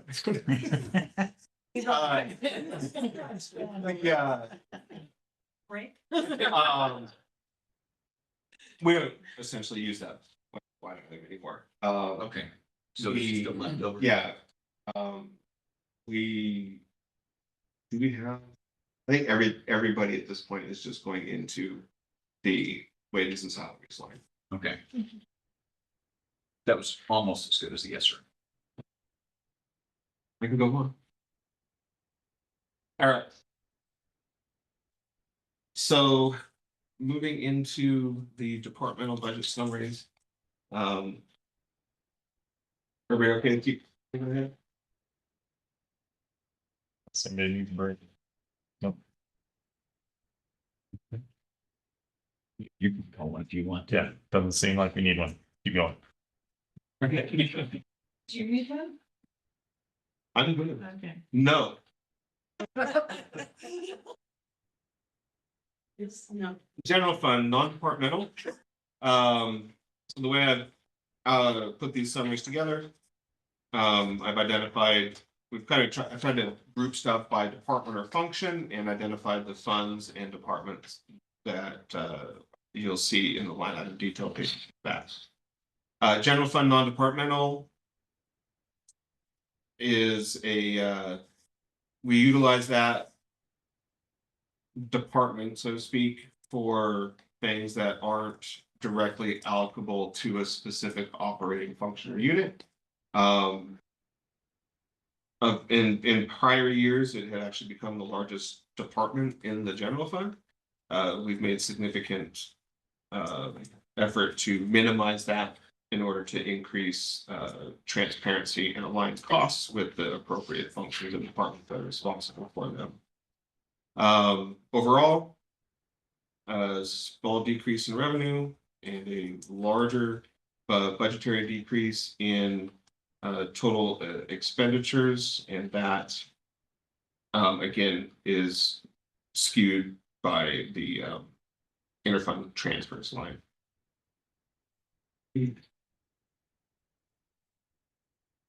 Any questions there?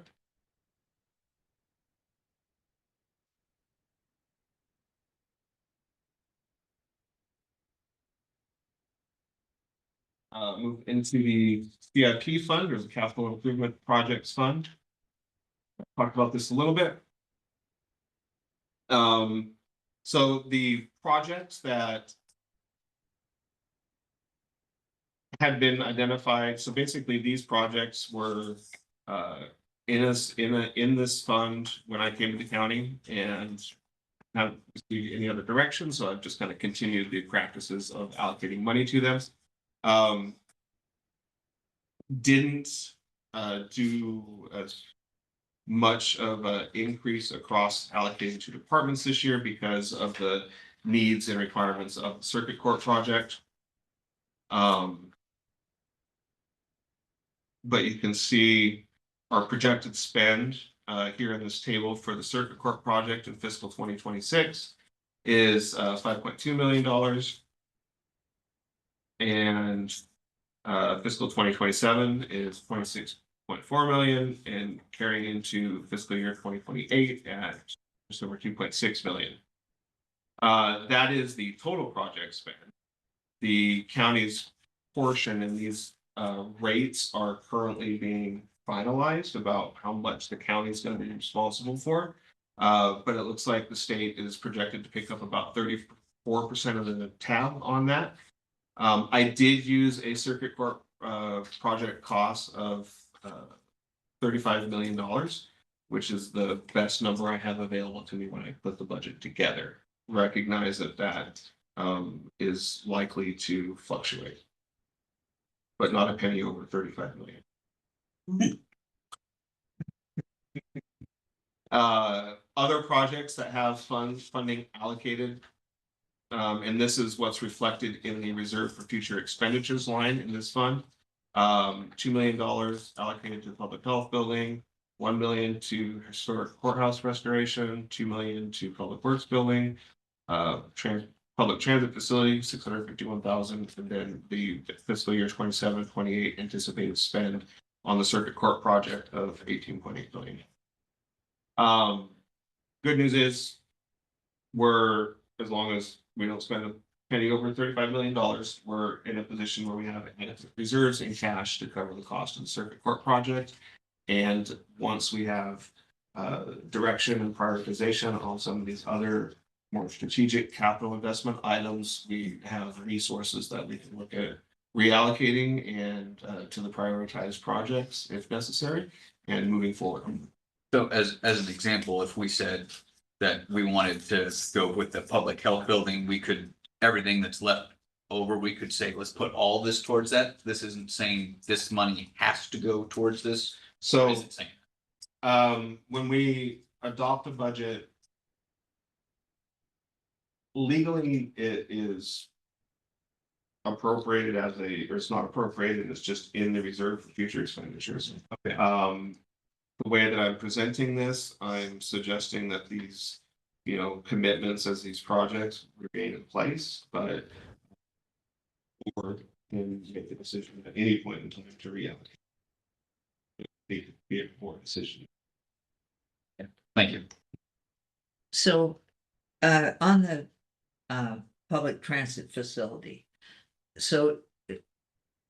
Is there gonna be a page later on about their whole fund? Or is this where is this the time you're gonna talk about? Building whatever it is you are gonna build? I don't know what that's for. So you're talking about the LEAP program or the building specifically, Karen? Well, I guess I'm talking about the building. It says facility, so Yeah. I'm thinking it must be a building. There was a grant and a capital project, and money that was held in reserve towards that to build a public transit facility. Land was acquired. The NEPA process, because it was a federal grant, wasn't followed to the T. That land can't be used. And the project's been on hold and now it's being evaluated overall. So there's no planned expenditures towards a public transit facility, but unless I'm directed to allocate that funding somewhere else, it's gonna just sit there allocated to Just in case. Okay. All right.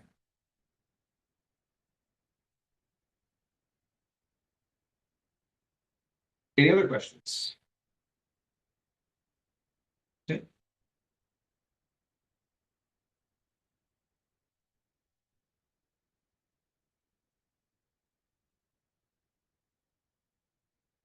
All right, Finance and County Department. Gonna be concise, I want a lot of words. If you want the details, I guess it's right here in the words. The overall materials and services. I went through and looked really hard at some of the funds that we had carried forward in the budget from the prior year that were specific for some projects that we were going to engage with consultants to do. Primarily around cost allocation plan to support our grants and grant accounting and improve our grant accounting practices. But we don't have even the technology to support that. So until we finish the ERP replacement project, so I went ahead and just pulled that out, and then I made some trim some other areas. You'll see a significant budget increase in personnel. While we didn't have any personnel changes as part of the FTE request, there was an out of cycle request that was made and approved for the creation of a risk and procurement manager who is helping to support a more centralized procurement process for our larger purchases to ensure that we're maintaining compliance with statutes and laws. And then there's also taking a more active role with the oversight of pooled fleet vehicles and our insurance. All of our insurance except for medical insurance and benefits. So overall, the 6.5% increase in expenses, but obviously the lion's share of that is the addition of that risk and procurement manager position to the department. And then I have an FTE breakdown of positions and I don't anticipate anymore.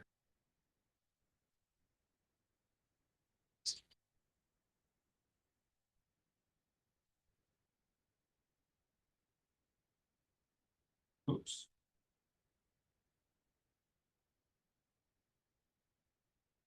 For facilities.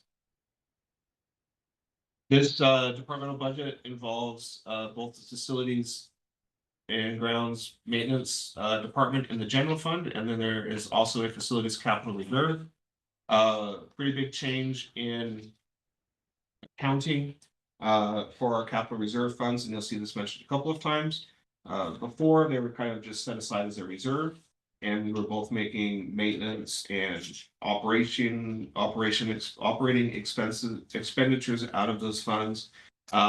Discussion with our auditors this year, and they said that we really need to constrain that to expenditures from those funds unless it's an or an expense item that's directly related to a capital project. So again, you'll see that in all of our capital reserve funds where we've moved those non-capital type expenditures.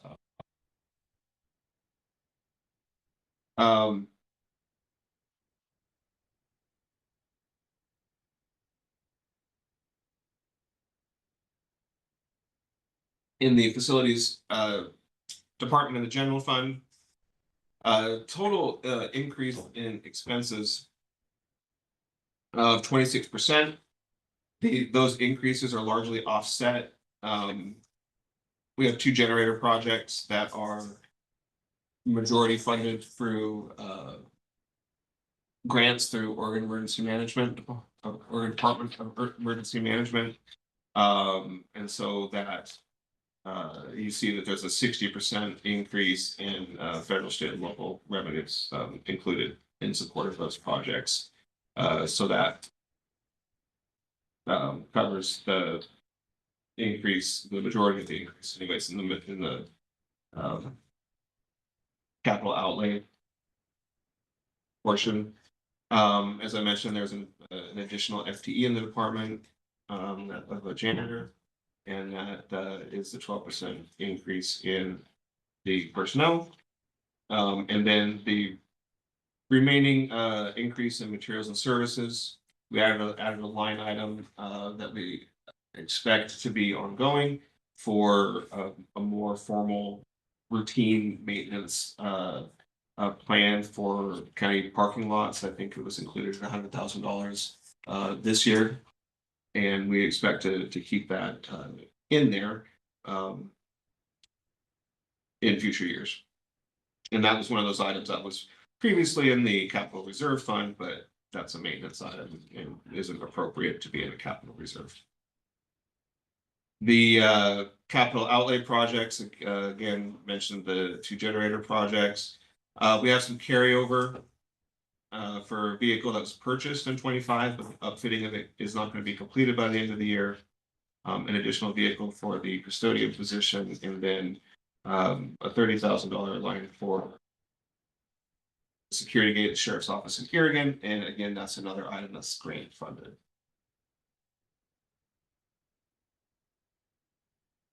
Any questions?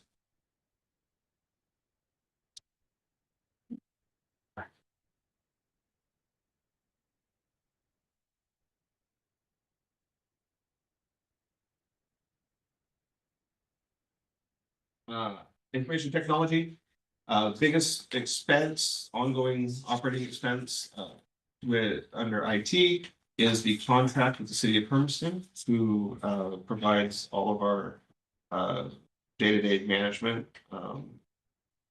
and help desk support for IT. Same type of approach, Jordan, who is the director of IT for the city of Hermiston, and our primary contact for lead on that contract. We went through this budget and really trimmed out some things that didn't need to be carried forward. Resulted in about a 13% decrease in the IT operating budget. The IT capital reserve is where we budget for, where we maintain a capital reserve for unplanned events that result in the need to expend capital funds, but also to account for capital IT projects, the largest of which is the ERP, or Enterprise Resource Planning System project that's currently underway. That was approved in the fiscal 25 budget. We have been diligently working on that project over the last year. We ran into an issue with the vendor that was selected. And I guess it was just a few weeks ago, terminated the contract that we had for the vendor and the system that was selected due to irreconcilable differences. That is significantly delaying that project. We hoped originally to go live on that new system in July of this year. Now, as we're in the process of pivoting to alternative vendor, and best case scenario at this point would be looking at a go live implementation completion date of July of 26. so next year, yeah, July of 26. What is this? What is this supposed to do for you? So this is our accounting, HR, HRIS, work orders, asset management. It's the foundation. Timekeeping software. Oh, it's the- like bookkeeping or something. it's Oh, the it's more than it's that. the everything computer system that Okay. yeah, grant accounting. So it's not just finance. So an ERP system, it's a platform. Sometimes it's a single system, sometimes it's multiple systems that is integrated together that the majority of the departments utilize. So Okay. it'd be finance and accounting, human resources, public works, and then existing systems like in the assessors or maybe the sheriff's office that this hasn't been fully identified yet would be integrated into those systems. So We went through a very extensive needs assessment with a consultant, a technology IT consultant that specializes in government. And they also helped manage the translating that needs assessment into what requirements we do for a new system and through the system selection and contracting and implementation. So what was that total? So the total project is 800. Oh, the 820 down Yeah. here in the capital. Okay. All right. Thank you. And that in the current year budget, we had $750,000 or so of local and tribal consistency fund dollars, which was a federal grant under the ARPA program. There's no or very minimal guardrails on how we can use those funds. We can essentially use it for any governmental service. And in fiscal 25, that was committed resource to fund that project. So that budget is the one-time initial expense. I won't say first year because it's going to carry over multiple years. And then then there's an ongoing annual expense related, which is not significantly higher than what we're currently paying with all the different fragmented systems that we use. Like, for instance, isn't the finance system so old, it's not even a Windows-based application, it's a DOS-based application? So it's not quite that old, but yeah, the current accounting system that we have is QuickBooks is more functional than the current accounting system that we have. And we've run into, I guess I apologize that you don't have this background. When I came here, we were undergoing some grant compliance reviews from different state agencies. There were a number of findings related to our grant accounting and or lack of grant accounting.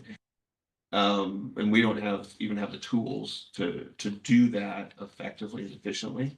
And so that sparked a broader discussion on just assessing overall needs. No, I remember that was, yeah. And so, yeah. There's very minimal capital expenditures related to IT, other than for that project. I've identified those there. One of the items that's been on their radar is to help make the management of our access control, excuse me, and our video surveillance across the county. Again, they have a whole bunch of different systems and stuff that are kind of, it takes a lot of time for IT to manage those. And we want to help support them, make good use of their time so that we don't have significant contract increases with them every year. So this is on their longer range plan. I do have a longer range plan for technology. Any questions there?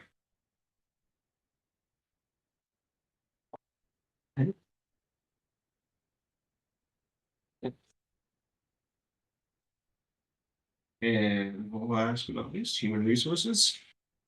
This is Lindsay's department. You will probably note there's no actuals in fiscal 23, because in fiscal 24, or in prior to fiscal year 24, HR and accounting were stuck in one department, and you couldn't tell whose expenses were what. And so to enhance transparency, we split those departments. So that's why there's no historical there. And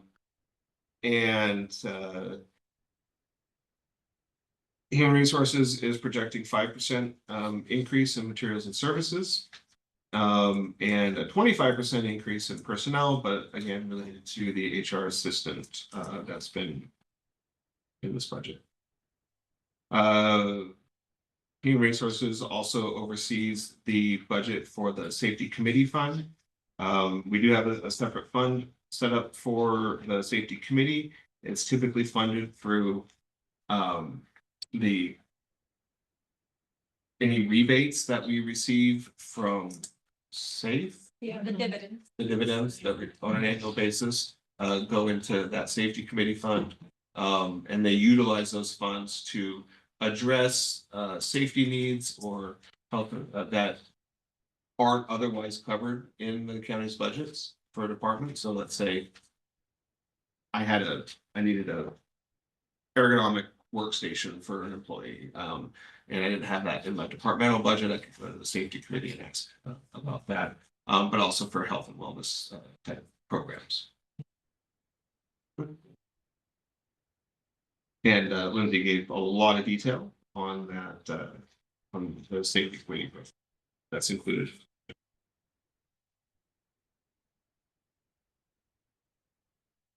Chair, could I ask that we take a break? This seems like great stuff.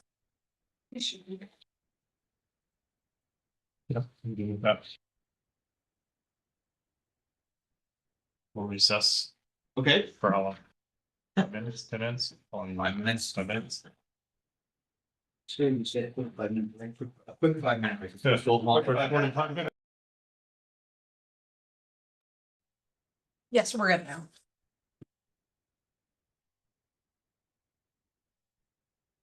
Hey. Quick comment, in a previous position, Karen, I was told that I was too brief. So I tried to make sure that I provide enough explanation and detail, so Who said that? I don't assume that other people know what I'm talking about. Well, and I decided since I was the new one here and nobody else was asking any questions. Yeah, maybe they already knew all the answers. Anyways, moving along, to general government, and we'll start with the Board of Commissioners and Administration. This is activities of the Board of Commissioners, County Administrator, the Executive Assistant to the Board, Valerie, and then also included are the employee costs for general counsel. And Harmon is projecting 1.8% decrease in materials and services, 14% reduction in personnel. That reduction in personnel isn't actually a reduction in personnel. It is moving Vince, our assistant county administrator, who was in the budget in this department last year, out of this department and into a community services administration department. And we'll talk about that more when we get to it. Significant decrease in capital outlay. we had a $230,000 line item in the fiscal 25 budget to replace commissioner vehicles and some pool vehicles, and that's been completed, was a one-time thing, don't need to carry that forward. Any questions? What are special payments? I can't remember.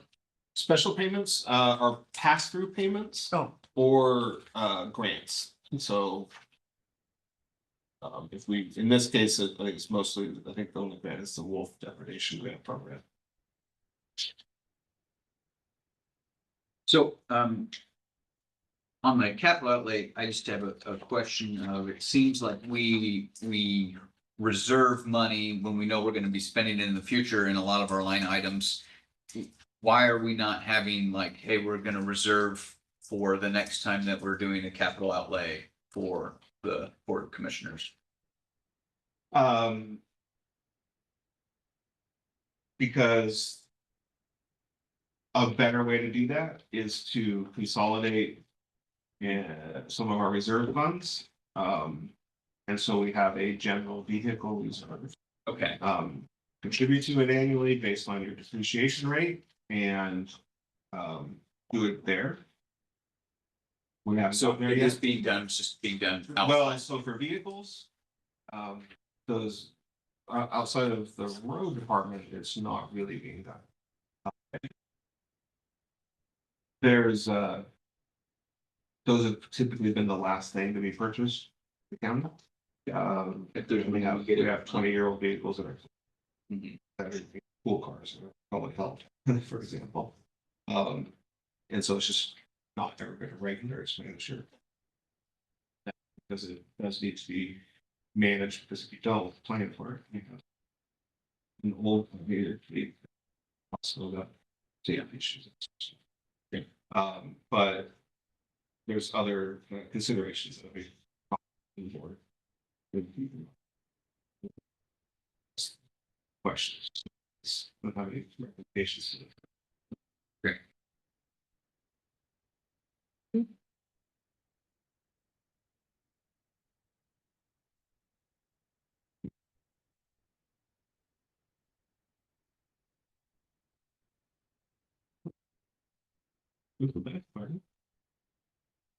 Assessment tax.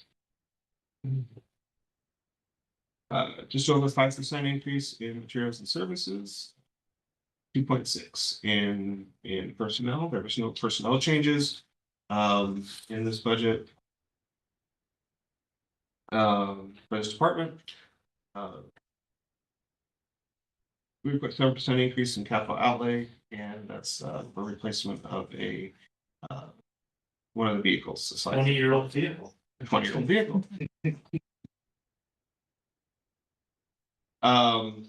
And overall, 3.1% increase in total expenses, and additional details provided in the narrative below.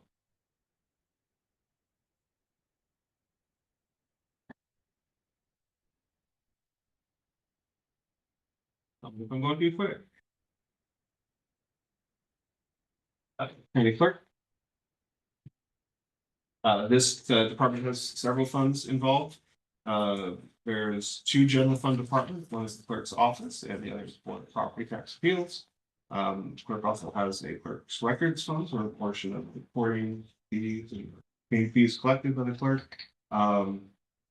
And get deposited, and then there's also a grant fund, the election modernization fund. It was granted years ago. That hasn't been fully expanded yet.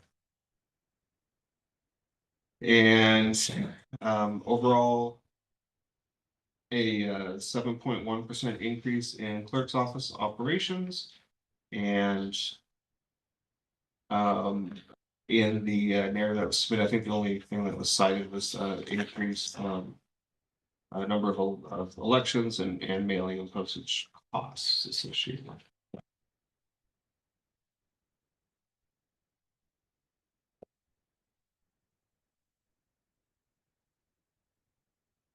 And no personnel changes in that department.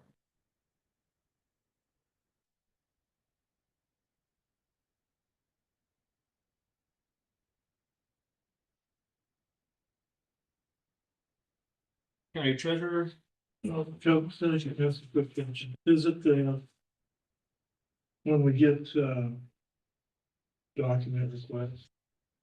Not frequently, yeah, actually, what? Is that handled through the clerk's, budget? for requests of the clerk's office, yeah, The, which are the majority. so it's their revenue, it's because they do charge. Yep. Okay, That would be reflected in the piece. and it's in there, okay. Why is the county clerk 0.99? Look right below that, so the portion of our time is allocated to the Board of Property Tax Appeals. Oh, okay. You see that in a few places where, labor costs, are split across multiple departments. Yeah.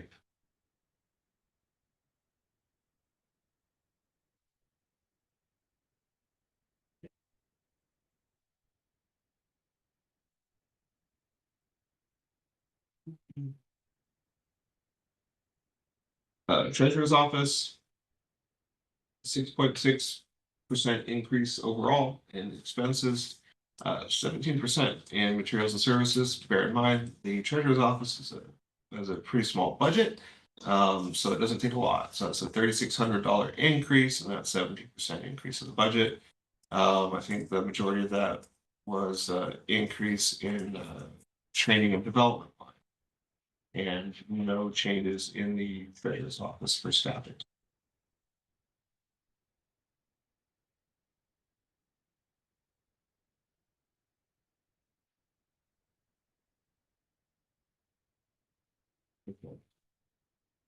Um, Education, county has two county school funds. These are statutory funds. And really not a whole lot done with them, other than we have to have them by statute. One for Morrow County School District and one for Island School District. Money is received through Forest Service funding through the second Secure Rural Schools Act. And then that's passed through directly to the school districts. That's the only thing that's in. That's the only thing I think it's in this. Well, I guess for the time that it's in the fund, there's a little bit of interest on it. That's not material. Yeah.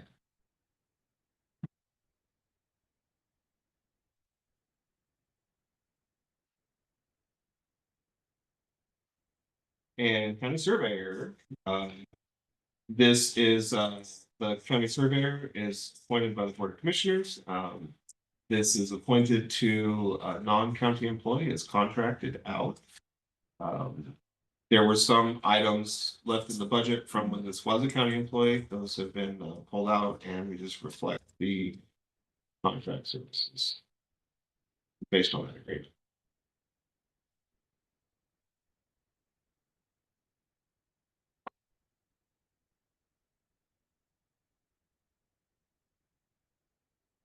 The record for the federal government.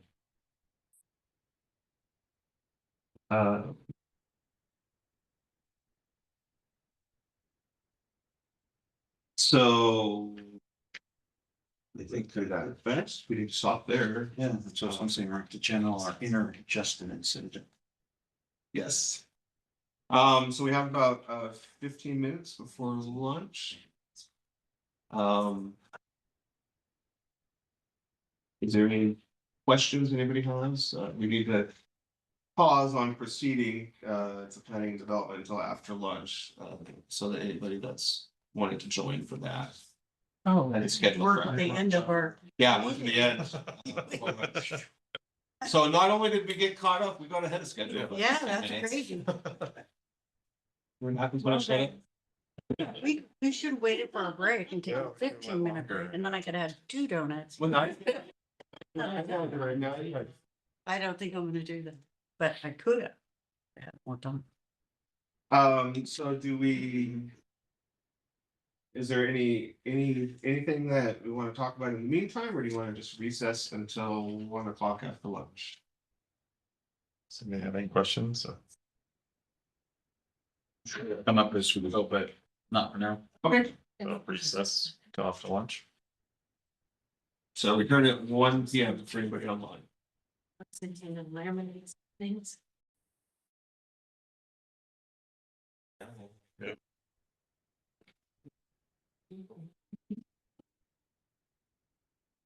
I didn't hear it.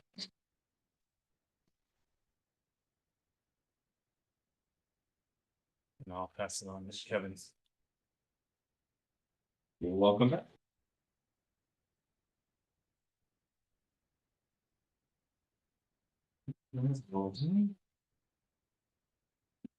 Planning and development.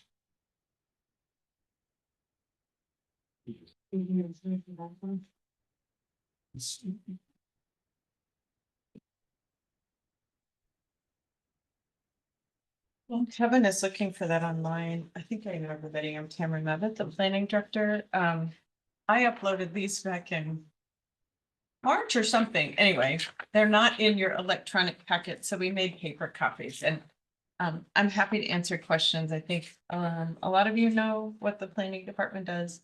So just two handouts. One is just to illustrate the permit big bump that we had last year over the 10-year period.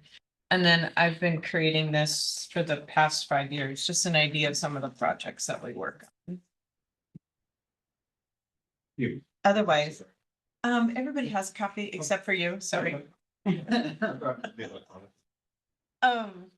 Tammy and Valerie don't. So I did read Kevin's summary and that all makes a lot of sense to me, so I can make this just as quick or as long and prolonged as you. So we've just kind of been going through at a very high level. So I just have some comments and then questions that either of us, so. Under planning and development, that covers a lot of little function. A lot of funds. There's a general fund, planning and community development departments, and then there's a reserve fund for Greater Trail Capital Reserve.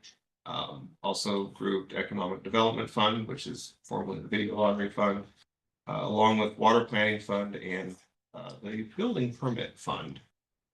So moving into the general fund planning departments, Cameron's department.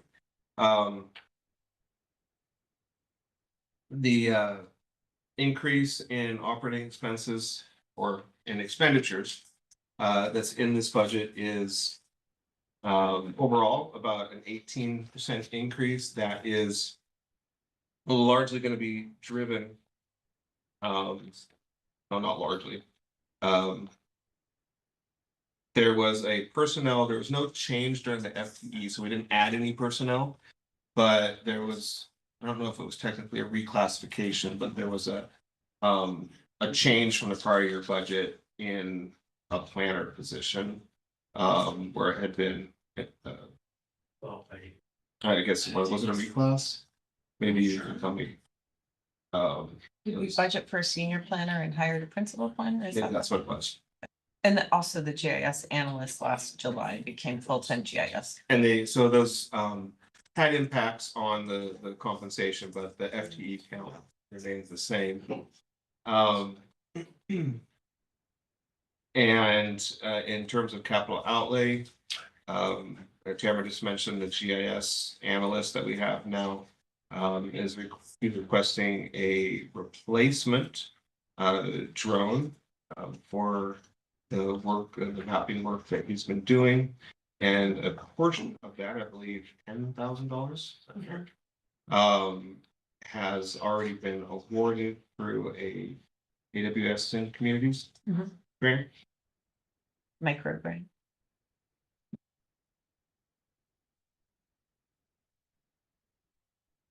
And we kind of talked a little bit about the building permit fund.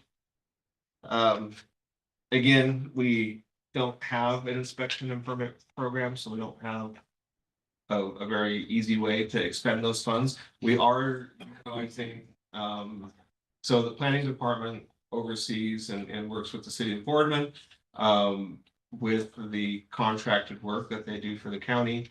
As such, estimated to allocate a portion of the total labor and benefits costs. And you'll see that's an interfund transfer that's budgeted from the building permit fund into the general fund planning department to cover a portion of the labor and benefits costs with that revenue. But outside of that, we don't have an identified use for the now for what $4.6 million that we have in the building permit fund.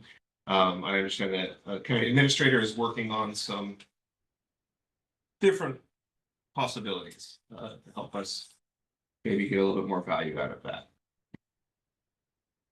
I don't have details on that yet. The water planning fund. This is developed into the fund that we're utilizing to account for all the activities around water quality and quantity mitigation activities at the county. The most significant activity that's going on in this fund is with the $1.17 billion EPA grant that we are currently that's currently in place and supporting the drinking water investigation that GSI Solutions is doing for the county. The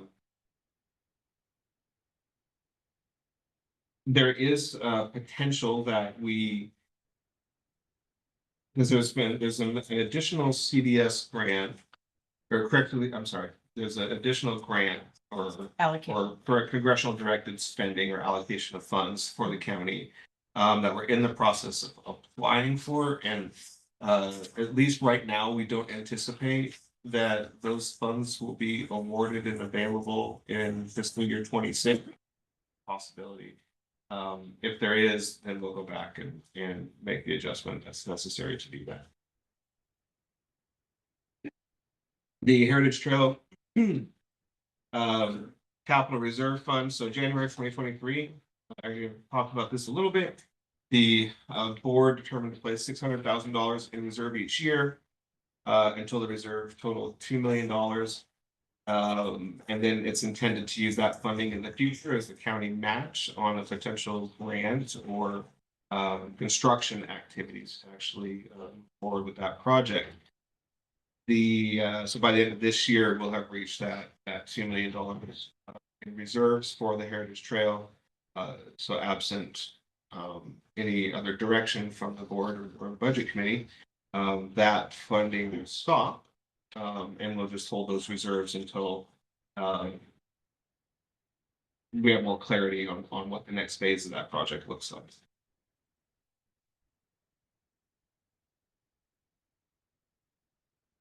Community economic development. So we had most of the grants and awards, financial awards that the county provides to external, whether it's a municipality or not-for-profits. Last year, we moved them, so they're all kind of housed in the Economic Development Fund, which is primarily funded with video lottery revenue, shared revenue from the state.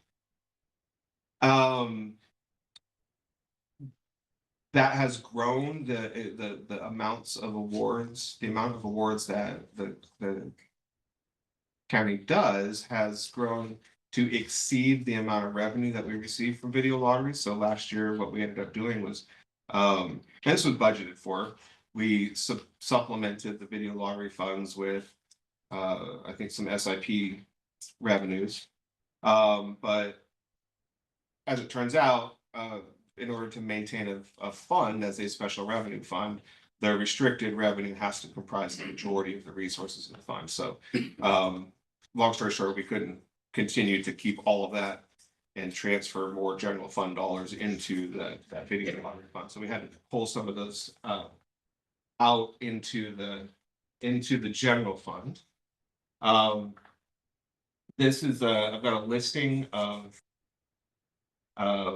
grants and that are reflected in this department in the general fund. You'll see below, there's some more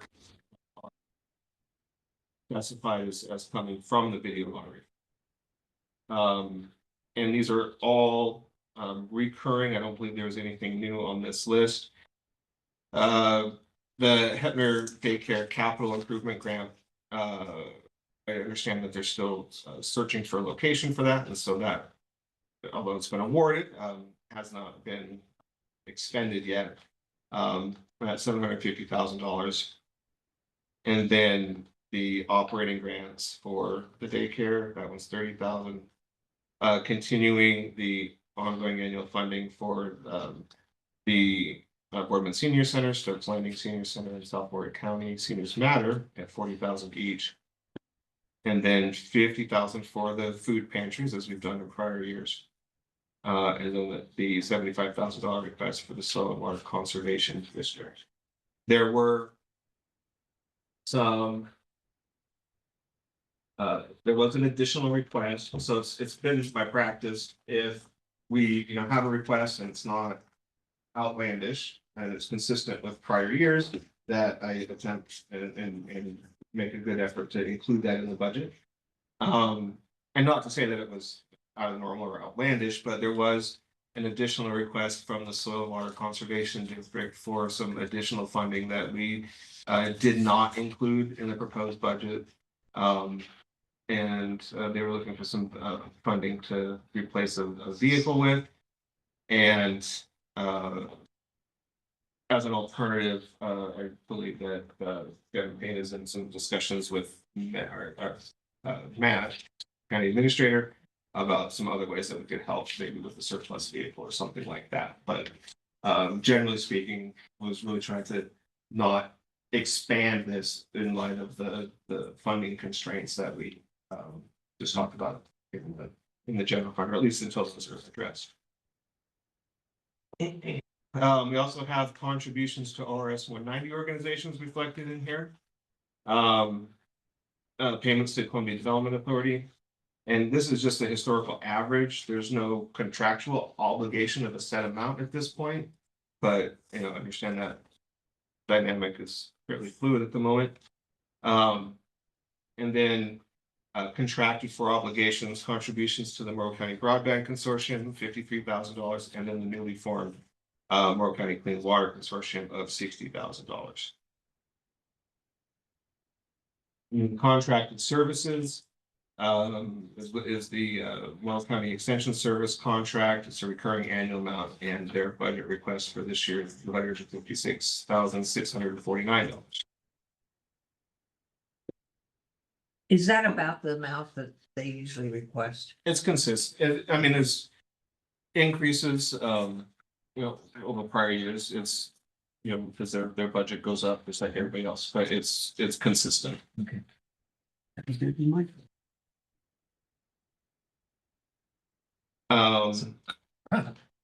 recurring means that we've done it in the past, but done necessarily at that level.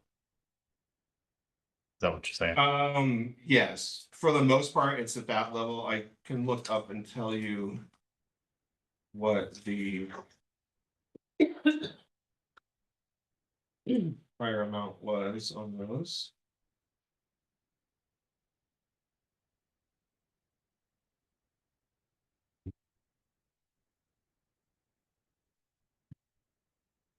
And you just contract that, and they're in charge of hiring their own employees, and that kind of stuff. And For the then, extension service. Yeah. So that years ago, they used to be counting them. yeah, see, I was thinking this is a better County deal. extension agent. Well, in a lot of counties, it's a component unit of the county. Yeah. But, all right, so we have.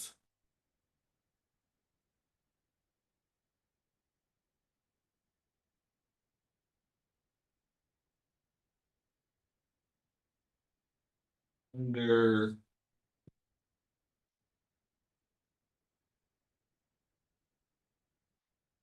Extension service.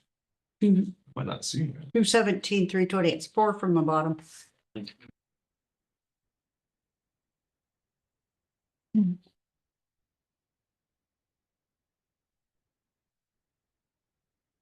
Oh, I see it. Okay. 217 Yeah. compared to 2. And they had a.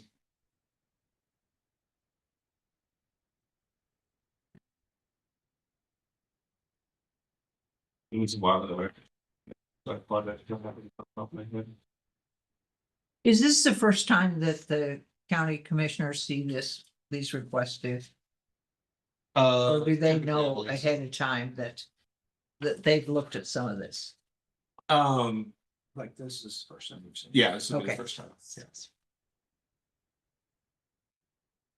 We've talked about improving this process. No, I just was wondering if yeah, how this works. And I don't remember, I apologize. I'm That's okay. sure I was of the increase, but. So some of these are flat amounts and some of them are, you know, that don't change from year to year. So the amount for the seniors funding, for example, didn't increase from. Okay. From last year. I lost that.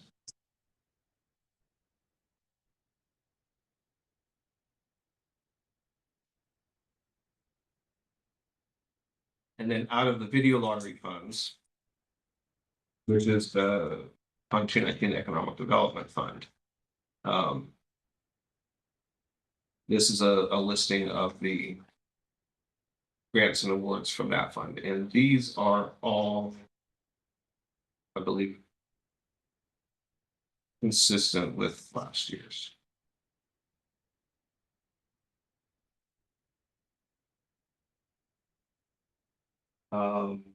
What's the other grants not specified? Is that just? So I try to keep a small Okay. amount in there Request. should the board. You know, something come up during the year, that the board wants to fund, that way, so we have some flexibility there, but that's not anything that would. You know, any grants. Decisions made by the Board of Commissioners, it's not something that. You know, I'm there to decide, you know, to give a grant to X, Y, Z, you know, business or something like. So all of these grants then at one point were decided upon by the Board of Commissioners then? So, How did they get it? you'll notice the room filled up a little bit here. I did notice that, yeah. So historically, you know, entity representatives from these groups have come and presented their requests and stuff to the Board of Commissioners. And we have some time allotted at the end of this section, which would be, I was just checking to see, which would be right now to allow them to come and address the board and the budget committee directly. What's our contracts? What is that in here? So, Or do they go in our traffic engineer contract? and I believe in. It was in the the first package. page. Is that under materials and services? Is that where like the legal counsel and? It was addressed at the very beginning. I read it. Yes. It was addressed when? It was, I read about it.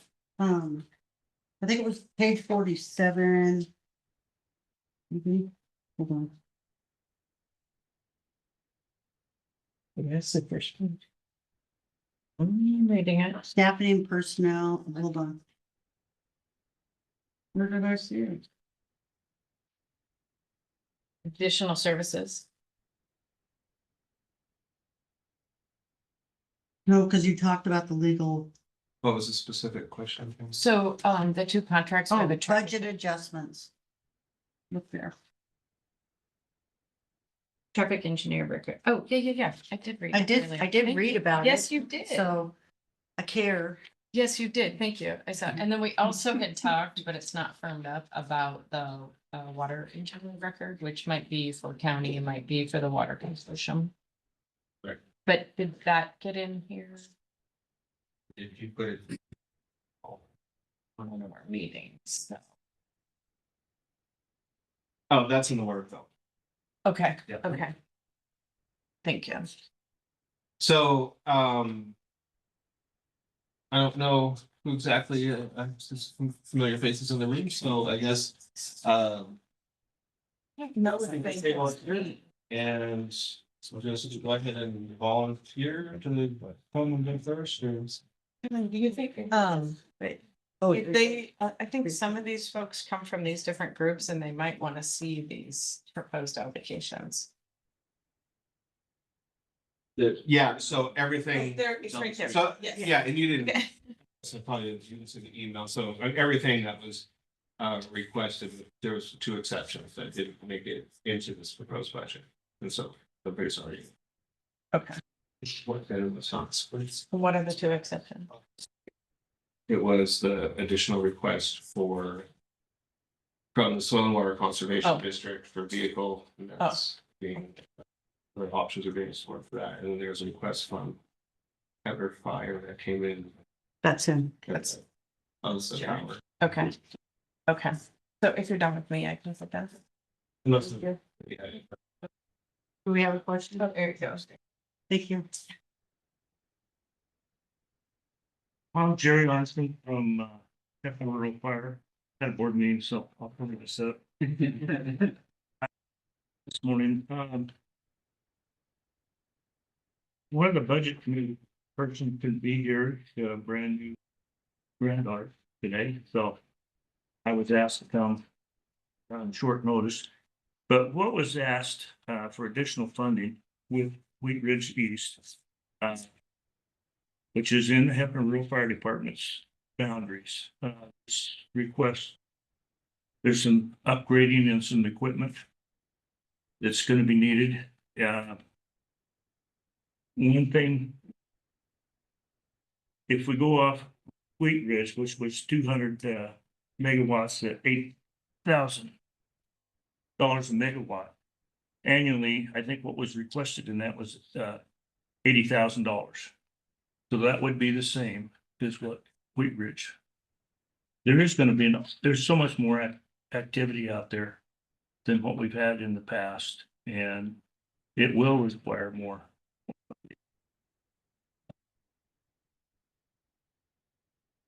I wish I had more to add to that. Got to switch gears from pacing to this in a matter of an hour. We are asking for additional funding to help with the cost of everything. One of the apparatuses that is not here yet was ordered in 2022. And probably will be 2026 when it gets here. So that occasionally you'll come up with, which was a couple days ago. There was a 500-gallon brush truck that was quite a bit less than a new one, but we can get it now. And that takes money. $374,000 for a demonstrator. And it really doesn't have any hours on it. It just was used to go. Or you can wait for another 4 or 5 years for 530,000, I think is what the quote is today. So if we're gonna have fire protection, it does take money, and things are not getting any less expensive. Well, that's what we're asking, if you could extend that. I know that special districts has a limit, but the county's getting the money for Wheat Ridge, and we're asking to have a portion. So the request that Mr. Tom Wolf sent in May 16th. It was for annual $80,000 in annual funding from Wheat Ridge East. That so there's a couple reasons it was not included. So number one, as I mentioned, was trying to constrain any growth of this until we could external awards when we could address the structural balance issue with the general fund. And number two, I'm just tired. It was too late at that point to incorporate. But get something polished for the budget. I'm not the chair, but chair, we got someone over here who would like to. Mike. Yeah, a little clarification. Couple board members that reached out to me regarding Wheat Ridge East, and they were under the assumption that the their cut of the community service fee, or the community service fee would increase.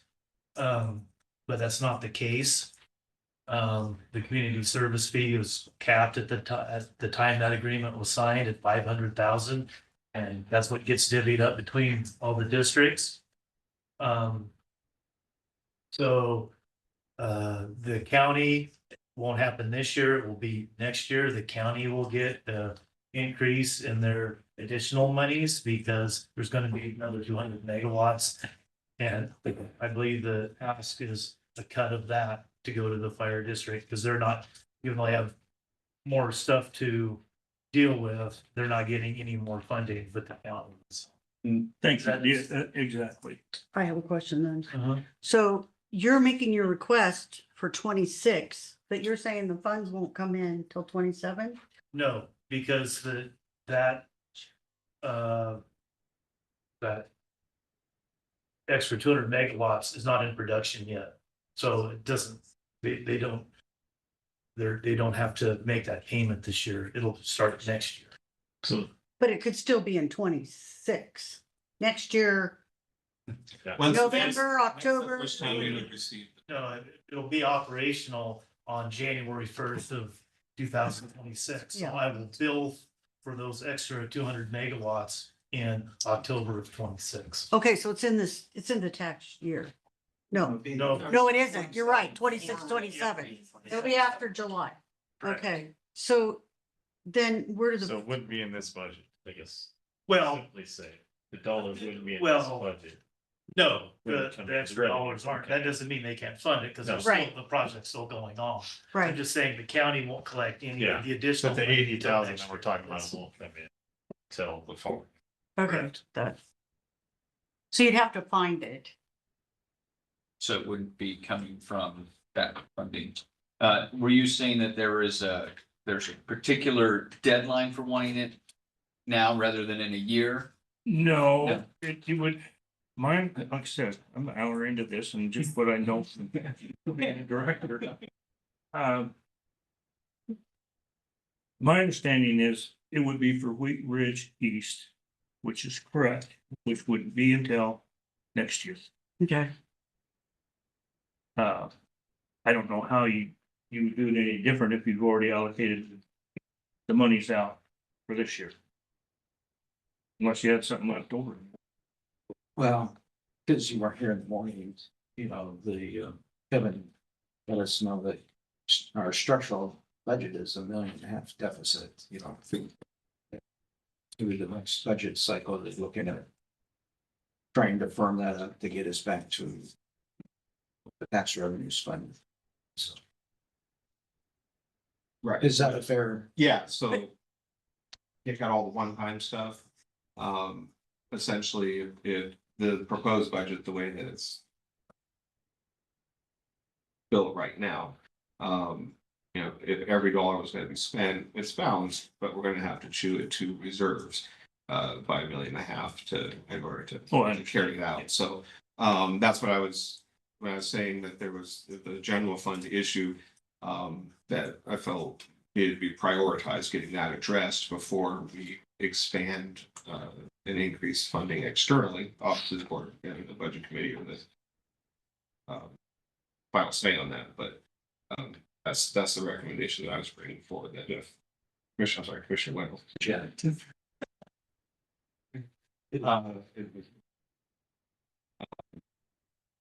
And I guess, I'm not sure, did I misunderstand them that this was for fiscal year 2027? No, No. Well, I think they might have been under the assumption that we're gonna receive the money this year. Kind of a side note. Because utility properties and the wind projects, utility property. Oregon statute doesn't allow for any kind of construction exemption. So whatever money they had, they put into that Wheat Ridge East project last calendar year will get added to the district's taxable value for this year. So those should see a little increase or a significant increase, you know, in their tax property tax cut this year, which will go away next year when it's eligible for the exemption, if that makes sense. It does. Do you have any idea on whether it's going to be a little bit or a lot of it? Well, I don't know. Okay, And I right. won't know. So you're not behind this. Oh. And I won't know. There's other factors involved, because it's all one large project and other components. Could be a chance that if there's a large drop in value of the original project, that it may not be that big of an increase. I'm not anticipating that. It's a pretty healthy project, pretty healthy company. I think it would be good, but I won't know until the Department of Revenue doesn't give me values until middle August, so I won't know. Okay. So my question was, I'm assuming this is gonna be a reoccurring request. Yes. Oh, so every year you'll Want that 80,000. But it would come from the increased funds received to the county from the Ridge East project. But if it's not operational actually until you're not gonna probably see very much more activity out there either. You still have to get the equipment. But I would recommend we push that into the budget. Based on what Mike's saying, you'll see increased tax revenues from the construction phase. That we would push the reoccurring into next 26-27's budget. Take it into consideration next year. Yes. That would be what I would think. Because I would match up with when the county's gonna receive extra money. Right, you could justify it then. Otherwise, you'll be ahead of year all the time. I don't know. I support the rural fire district because I live in it. So I'm not saying that in a negative way. I just feel like it's more logical.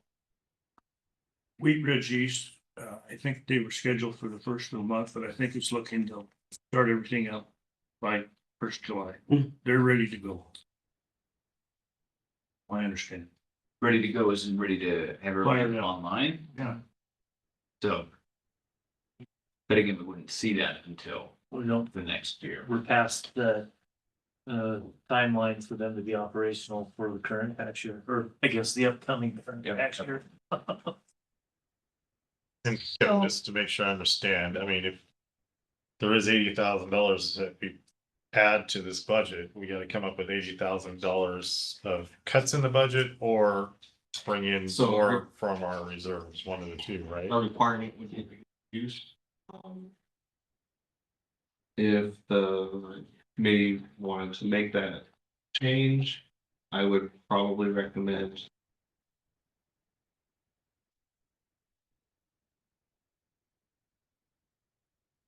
Reducing the unappropriated general fund balance requirement by $80,000. No, still they cut into 25%. For the 90-day. Yeah. Fishing making. So let me understand this. Now, when you're talking about a SIP agreement? Is that part of this, where the revenue comes from? Oh, yeah. Okay, and so then when you go down and every special district gets money from that. Is that right? So there's multiple components to the SIP agreement. So first, there's the community service fee. Right. And then that portion is distributed based on the distribution agreement that is executed and agreed upon when the SIP agreement or shortly after the SIP agreement is made. And they would be part of that. And that's. They are part of that, yes. Okay, Then there's additional second component, we refer to it as additional money. Oh, does it have a more official name than that? No. No, So the additional monies, the parties are allowed to negotiate additional fees and payments outside of the community service fee because that's a capped amount. And historically, those have been retained by the county. So if you look back, Okay, so what you're really saying to me is that they get part of that, the beginning money. And then they can come and negotiate with the county if they want more. And that's what this process is right now. no, I mean, that's not historically what's happened. Okay, So the county retains the additional monies and then they are just allocated throughout our budget. So when I had that slide earlier where we went through that, you see most of those went towards specific projects and reserves. right, but what he's doing is he's coming and asking for part of the money you have saved and are allocated. Yes. Okay, Yes, and I guess my suggestion or recommendation, there's been an unnecessary distinction historically in SIP money. It's general fund dollars. SIP revenue is unrestricted general fund dollars. That's actually less restricted than property taxes. If the committee and the board wanted to fund this request, I would not get so specific as to tie it to a specific funding source. okay, You know, if you want to fund it, I would recommend you fund it, adjust unappropriated fund balance in the general fund balance and move on, because beyond that, it creates unnecessary complexity in accounting. I mean, when we do our financials at the end of the year, it all gets lumped back together. It's just general fund. I just want to make sure. Thank you. That was interesting, yes. That was a very good answer, though. I appreciate it. Yeah, I did too. appreciate the answer. I did too.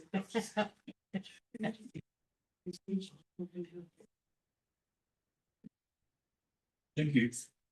Any other- So if I guess if there was a desire, if the committee wanted to make an adjustment, then that's where you want to make a motion to make the adjustment and.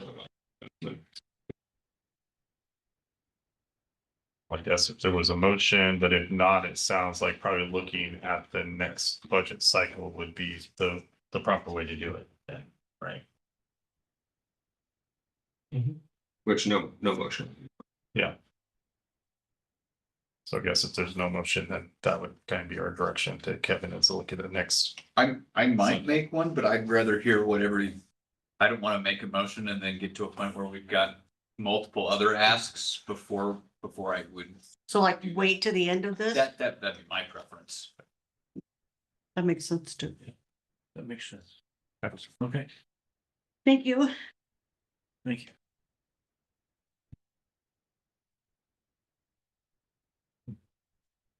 There's more that you want to bring up or anything. Yeah, and so I extend to anybody that had a request that I was incorporated into the budget. This is also kind of the time that they come and talk about. You know who they are, so I'm going to let you. Okay. So introduce yourself and. Falcon County Seniors Matter. no. Oh, yeah. Hi, Jerry Conklin. I'm with the chairman of South Morrow County Seniors Matter. I guess one of the things I want to say first of all, is thank you to the county for funding what we do. I was in Seaside on Tuesday at a rural health conference and was privileged to talk about what we do here in our community and our program in providing for older adults. And it's, I think we've been pretty amazing. I mean, we feed on average 70 older adults a week, but we do a lot more than that. We have exercise classes and educational classes. We invite speakers. We've had over 60 so far in a couple of years. We engage over 150 volunteers. They come from every church in Hefner, 2 businesses and Hefner High School. We hire 4 employees. We have a budget of about $70,000 per year. And of that, the $40,000 the county gives us is instrumental. We actually receive a lot of grants. They're always specific to a program. But operating funds are hard to come by.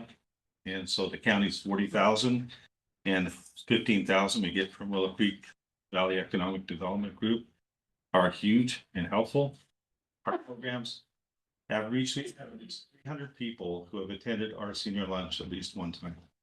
And when you think about a community of Hefner, 1,200 people, or even the larger South Morrow County, That's a huge number. And those people have been helped, not just with a lunch, but they've had an opportunity to engage with other older adults. And we have, because of this community and because of the support of the county, been able to do things that have actually caught the attention of people in places across the state. And we've been able to advocate for older adults in unique ways. And so I'm really thankful. I'm thankful to Willow Creek Valley Economic Development Group for their support. And also very thankful to the county for your support. And the $40,000 that we're receiving is well spent and helping a lot of people. So thank you for what you do for us. Appreciate it. Thank you for everything you do. It's, I mean, there's a reason you guys are getting that recognition. It's well deserved. Thanks. I'd be welcome any questions if you have any. That what I handed you has a lot of information about our different programs. Thank you. Yeah. Just one comment. So this is also another opportunity that, for these organizations to come in and kind of talk about what they've been doing with the funding and kind of report back and quite a little bit of feedback loop to the budget committee on. Okay, well, I'm gonna. I got a little personal question. Wait, do I, can I sit in this chair? Yeah. So I'm with WICFED, I'm the chair. Sorry, who are you? Kim Cutscore. I think that's not really my name anymore, but I'm using it as alias now. I'm the chair for WICFED. We received $35,000 from Morrow County, and WICFED is extremely active in economic development in our community. We're currently building 2 small homes for down on the corner of Chase and Center. And we do a lot of things. We have grants, we help with new construction, rehabbing homes. But that 35,000, we take a small administrative cut from that, and then we help fund the chamber. And I'm not sure if people are paying attention to what's happening with the chamber in the city of Hefner, but we also, they are in our building, so they have permanent physical space. But we have a wonderful executive director for Hefner Chamber, and she's created all these programs, and she's energetic and she loves Hefner. And they created Market 87 on Main Street. They've got grants from Rural Oregon Initiative, and they're doing classes and trainings for small startup businesses and existing businesses. They use our space down there at the Willow Creek Hub for all kinds of community activities. We're really proud of what the chamber's doing, and half of that comes from the county because they don't have any money. And you helped us keep the chamber together. There was a time several years ago, it was going to be dismantled because we couldn't afford to staff a qualified person, because it's a tough job and we're still underpaying our chamber person. But our passion for the community is part of her pay, I guess. But without that money, we wouldn't have a chamber. And we really appreciate what the county does. It's an important expenditure because it benefits a lot of businesses in our communities. So thank you. I just wanted you to know that's what's happening with it. Thank you. I'm gonna go over there and say. Back on the budget committee. But I'm gonna argue with her.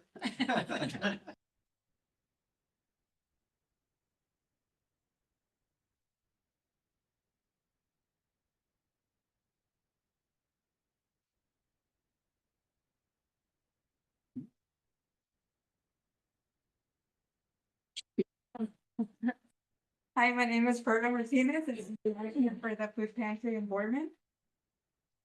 And as you can see on our paper review that we are helping over 200 families per week. And now with our fundings cutting down from Capco, it's gonna be more expensive to us to buy additional food or to help our community. I'm Rick Weiss. I'm the vice president of the board for the food pantry, and also I'm president of the Boardman Senior Center. So I'm kind of here to cover both. So. Yeah, you want to say anything more? Okay. No. What else? Boardman Senior Center, we appreciate you guys began to fund us last year. And we've already begun to use that to do some future thinking, which we have not been able to do as a senior center for a long time. And one of the things that we have done that's been most helpful for the last year is that we have improved the quality of our board. And so we are united and doing things together and making future plans and very excited about the things that are happening on the board. We have a new treasurer who's still getting up on things. And so if you have any questions about where we're at financially, you could just direct them over there.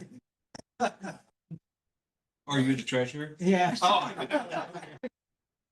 I'm a no person. Everybody has to do everything. So you end up here. Yes or no answer. Yes. We have George Scheimer from Parks and Rec is on our board now. We have Lynn and Jane from the North Morrow Times on our board now. So we have a group of people that are very energetic and very desirous of doing more for the seniors than we've done in a long time. And so we're excited about what's happening. We have increased our lunches largely because Karen has invited significant people to come and speak to the lunches. And so that has helped a lot. We have hired somebody to do promotional work. So we've increased the number of people who are paying attention to what we're doing. And we have connected with the Parks and Rec to coexist in terms of the activities they're trying to do. We're working together with them. We're doing them at the senior center so that the seniors in the community know that Parks and Rec is also doing things for them.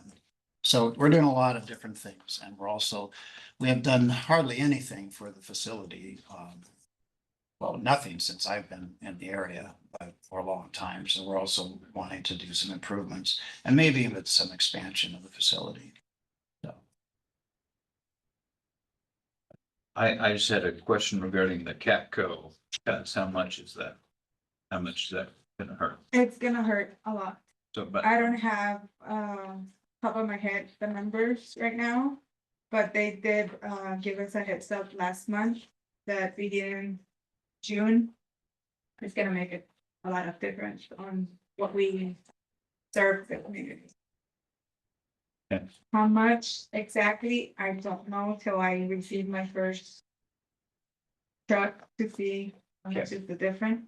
But the way I see it today, because today was the delivers that we have for every month, we did see a lot of difference. It's already started it. Okay. And like I said, we do help over 200 families per week. And we do also give emergency boxes to police department, fire department and all that. Lindex, when they call us, we take them boxes of food too. One of our mayor, like when I do at least 3 boxes per week is to the schools too. Yep, that's how much people we help in Bournemouth.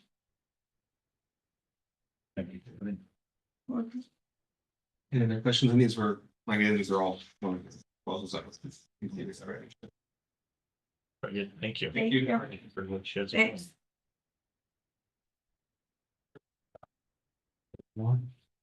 And I think there was somebody, if you're online, Valerie, raise your hand if you were online and had a. Right now, it's all staff. That's fair. Not fair as in equitable. The Morrow County Fair. Right. We're not. No, Yeah, I saw- I don't know. Trying to get in. I saw her on Popped on twice. twice, but. Whatever things that I know that I've gotten, I guess some of this takes some responsibility for, but. The other day, wanting to know, didn't know I had ever seen the agenda to be able to tell us, was. And that's where I take responsibility, so I should have called. I just want to say that, I know that if they had known that the Oregon Assistance Center, that they would have been here. And I'm sure that Sharon Timms with the senior center would have been here if they the day in approximate time. You'll see, they were expressed to me as the individual, they're very appreciative with the meeting. So, you know, next year, if we can, like, let them know ahead of time when they're. I would still like to make the recommendation. I think we talked about this last year.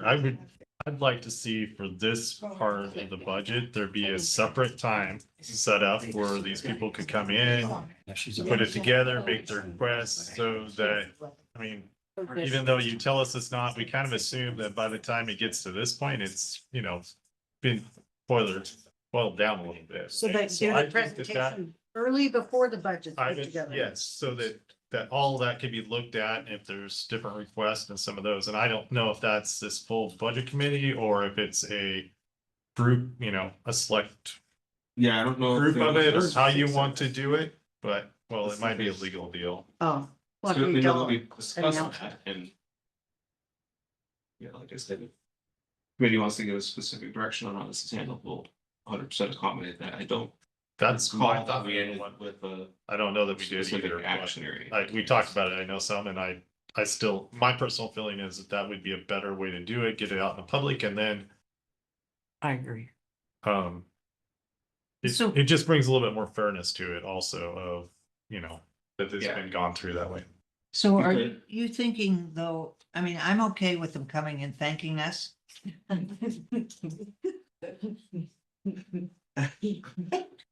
Bring gifts. I don't know if you're looking for a one answer question. So, One more question to that one, but. I don't wanna rebudget. You know. No, he's saying like in March, Do it ahead because of people this. don't even know the county Oh, I gives see what money you're to like saying. the So this- daycare yeah. or whatever. So- Oh, not early I'm not today. gonna No. speak for Kevin, but my understanding is most of these you're basing on what we've done in the past. A few of them make new requests, so there may be slight changes to them.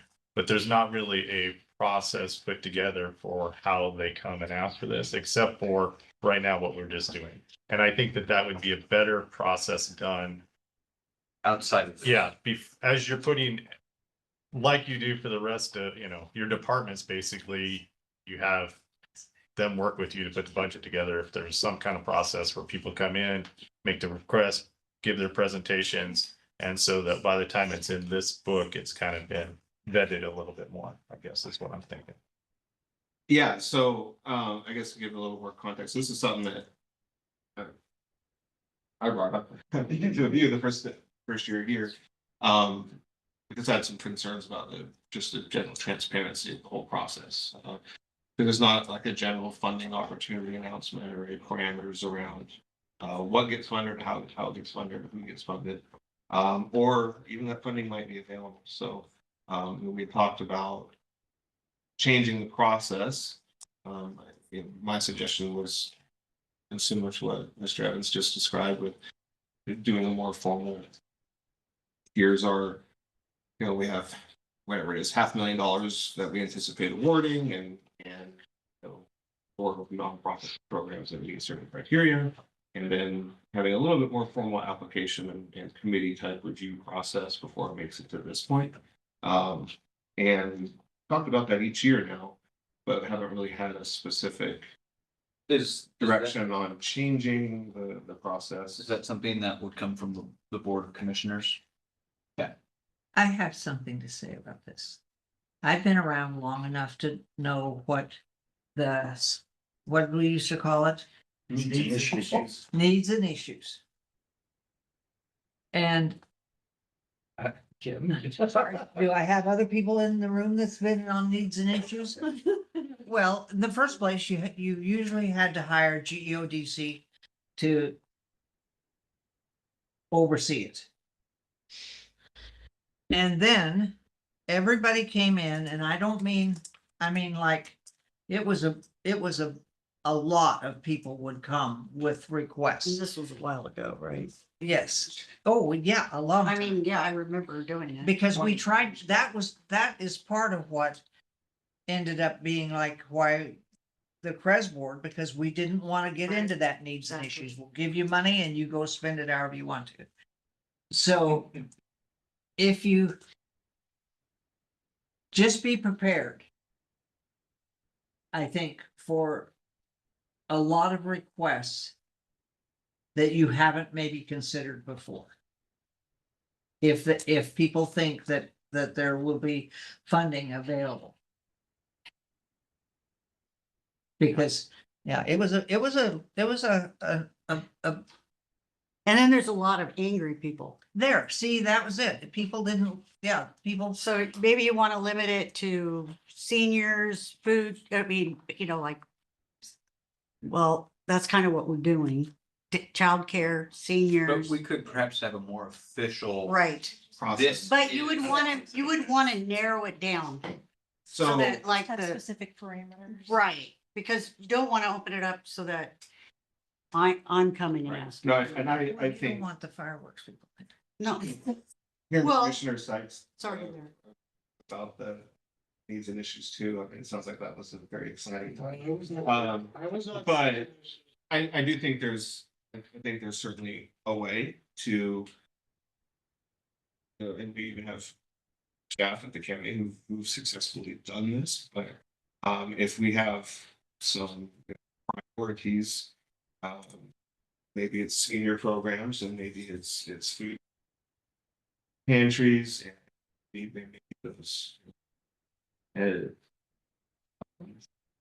Those are the guardrails, those are, what, they should certainly, the uses and the requests should certainly be in line with what the priorities and the overall long-term goals of the Board of Commissioners have for the county and the use of funds. And if, those guardrails are around that, I think that, you're gonna constrain requests to what's most important. What about the existing requests? What about Willow Creek Economic Development Group? Do they give food? I mean, I wasn't enumerating a complete list. No, I'm not. I'm just saying, I'm just trying to extrapolate out. Because if you're gonna lay this on the Board of Commissioners, It is laid on us that it is. Well, you also If we do, go this route. you're also doing economic development and tourism. I'm not, So we would- I didn't. No, but I'm saying you could make that a category. We're not Well, narrowing it down. That's what I'm saying, how Yeah. big a category, because Well, I remember, okay, then the Little League comes in, and, okay, you say no to the little kids playing baseball. And then, Right, you no, know, I know, I was part of No, that too. we It's know. horrible. He's trying to get out of it. I think you better really think it through going in. How do you notify people?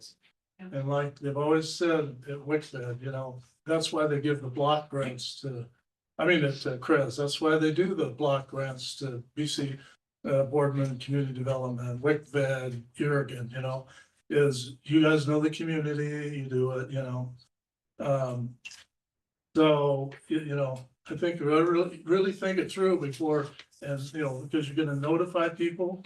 You say money's available and there's never gonna be enough money to go around for the people who come. So the three people here are gonna have to decide who gets it and who doesn't. Even if you limit it to the ones that are already doing it, I think still having some kind of formal way that you're doing it rather than just. Well, We the way got we it, did it, yeah. the way we kind of generated it in CREZ a little bit is they're starting, and I've encouraged them, I fished with them to do it this year, is to bring a presentation in and tell us what you're doing. But when in WICFED, when they don't like to do or CREZ, they don't like to do asks there, of course. But we started getting all kinds of asks written on the back of envelopes, and I mean. And, and then I questioned the manager at the time. I said, is there any formal process? No. Well, how do people hear about it? Well, so-and-so just tells so-and-so. Yeah. Well, I heard about it. So, turns into kind of a good old boy network. Who knows?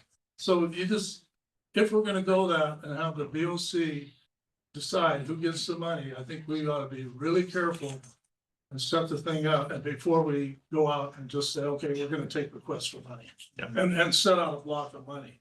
It's a Agreed. lot more. Yeah. Do it than I that. guess I would just contend with, with all due respect, that you already are making that decision. I know, but we're not putting it out to the public. and I know I've talked to you about it before, we're not notifying the public, we're not setting a definite amount.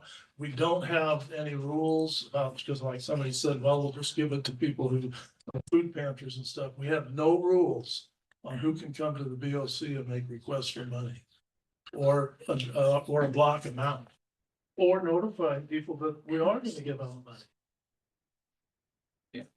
Good, Right. okay, you have a deadline, you want money from the county. Have your request in at this time, under these specifications that we will give it.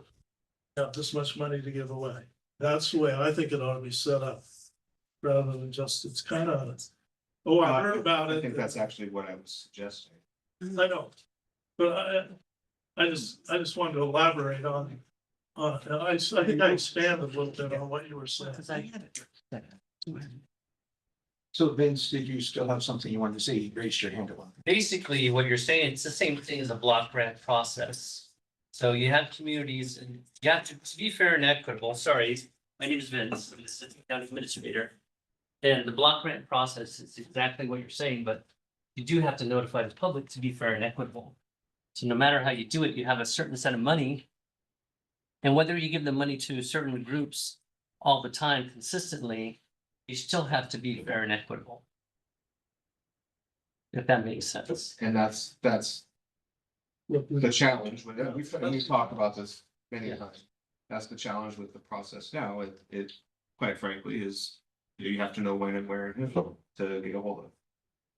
So I think this dovetails nicely with the county is conveniently doing a strategic planning cycle right now. So as settled in, we could use that as perhaps help form the framework for the priorities that we'll be using in the future. So yeah, and block grants are for local government, state and federal. So we can all give out block grants. There's no distinguishing factors, whether it's just federal or state. Local government can do it as well. And we set the parameters. Or you set the parameters, however you want to do it. Nobody's interested in creating something that's completely unmanageable. It's just, it's being a little bit more very political and making sure that everything. If they have. I'd like to see it be a little bit more defined of a. This and what we've done. So you guys want to be part of the decision making about this? No, I think that's. But I think probably your staff is gonna need to do some work on putting together some, at least some outlines of what the application would look like and some of those things. I mean, at some point, I'd be willing to be a piece of what needed to be done there. No, staff has to don't be have involved, but we yeah. have to set the policy on what they're gonna Yes. tell the people. Because right now, if people come to Kevin, then I don't like to lay it on him, No. he wants to be done, because he has no rules or guidelines in which I to tell agree. people. Yeah, I think we're all on the same page and I think, and I agree. I don't know that it's reinventing the wheel either. I can't imagine that other counties, other governments don't have this same, that this template's not out there to start with. So, It is. yeah. Neighboring county that actually won an award for how they administer Yeah. similar programs. So looking at that and then, fine tuning it to what fits. One thing that I always had, when we got on needs and issues, when I was awarding money, or other places, is have it go to people who don't have access to tax spaces and things like that. Because you got a lot of really good, I mean, let's watch some of these volunteer groups. They'll take $1 and they'll stretch it, because they get volunteers to help them. I mean, our senior bunch are, I watched them, build a snack shack down at the baseball field. I helped get the money for that. And they had 5 or 6 volunteers out there working on that thing, But they, that's who I like to see. The volunteers who don't have a tax base to fall back, where they can get extra money. That's my thought. I'd be happy to work with Matt and Vince and other staff to bring a recommendation back to the board. I'd like to. After we through the budget process. It's like Bill says, we're into it already, and you too. I mean, we're already there, we're just not equitable. And nobody has any guidelines, so. No, I think I think Saturday point is during the strategic planning process that we can talk about what we would like the process. How it's And also use of the funds. It should be aligned. with. Okay. Anybody else?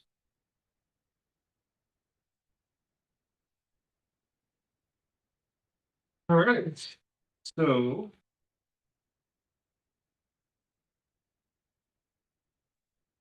Moving on to.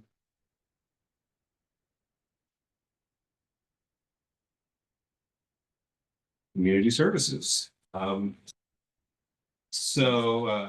just heard from Vince, Assistant County Administrator. This is kind of his area.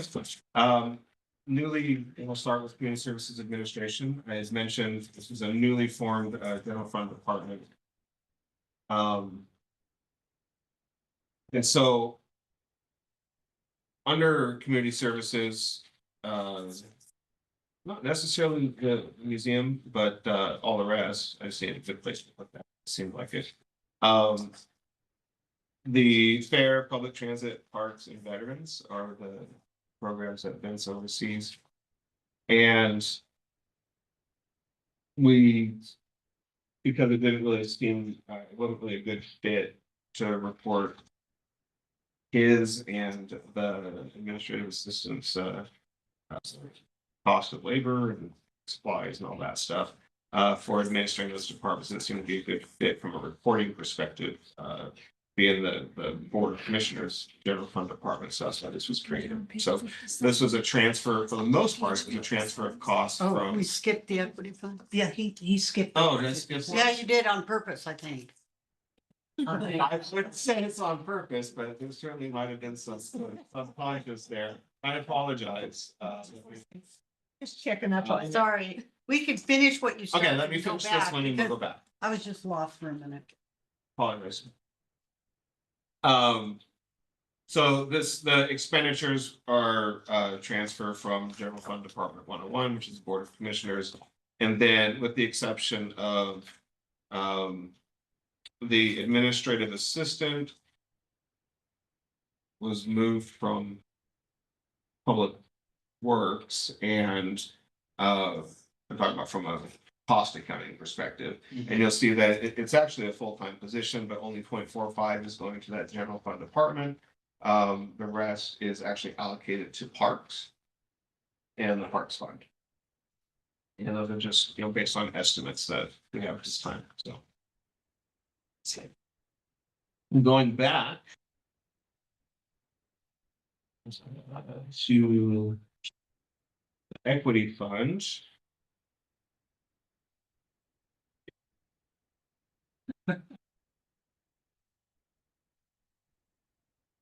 So that's the fund that houses, that accounts for the activity related to the revolving, there we go.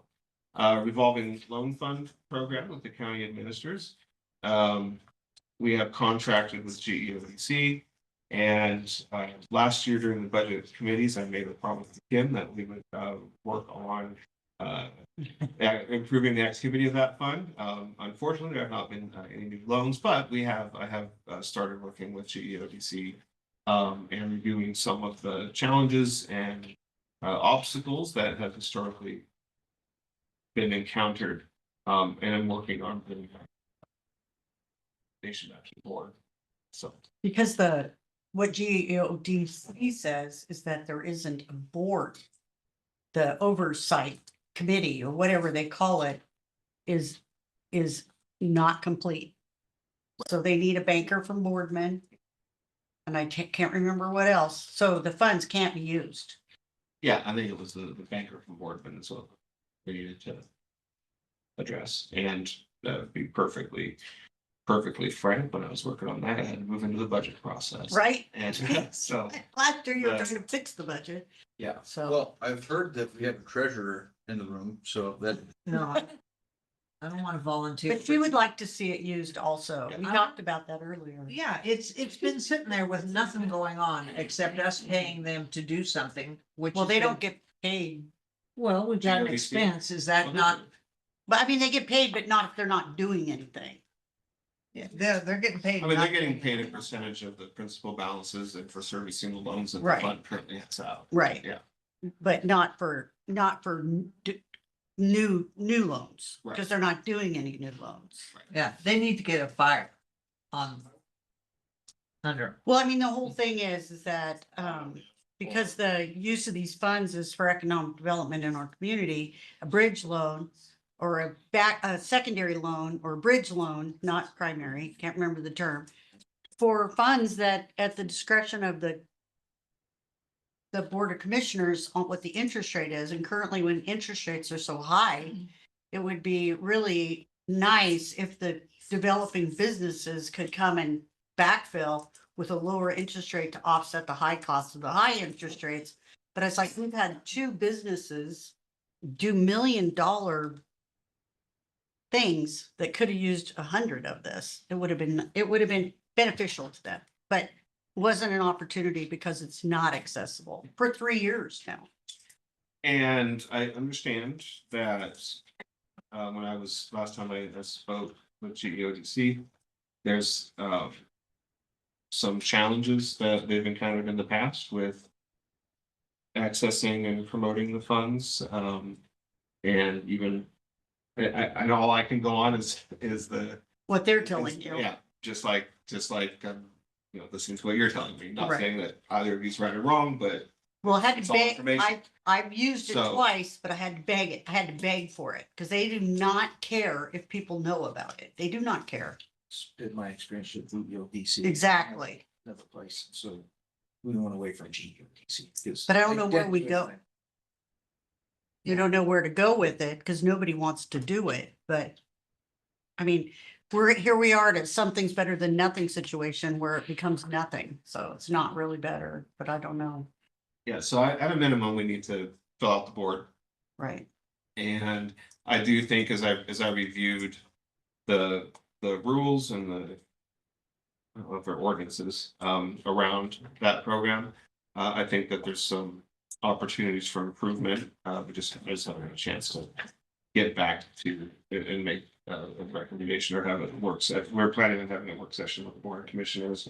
Maybe actually tried to get it on the calendar and then. Like I said, I have that. It's fine. I know. I just gotta every once in a while raise my hand and say, can we do something here? I Not promise, being I ignored. promise Karen. You're being the bellows on the fire under king. Right, but there's no fire to flame. It's an easy job. Okay, What's the easy job? not being the bellows when there's no fire. Oh.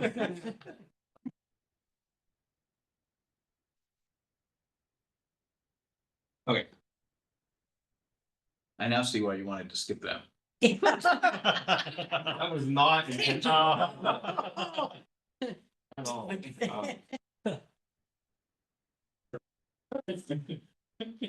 you need to bring more attention to.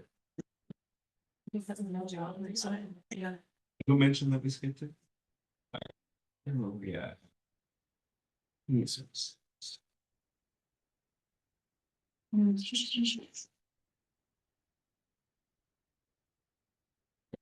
Here we go. Museum, this is a pretty small, straightforward budget. The operation of the county museums contracted out to the Farm Foundation. And the balance of materials and services in that department of the general fund is primarily for liability for insurance.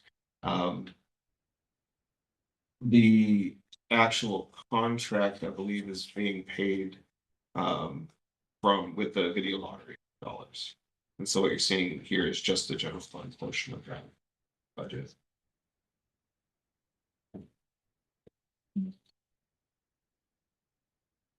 Why were the actuals so much higher for 25 in the Senate? I mean, I guess as a percentage much higher, but Hold on, let me get. I've gotten lost here.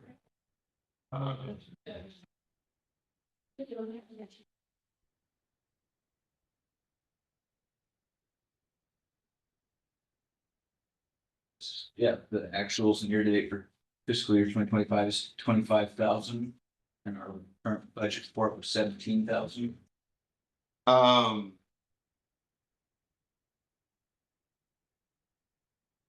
That's a very, very good question. I'm gonna have to look at that because my guess is.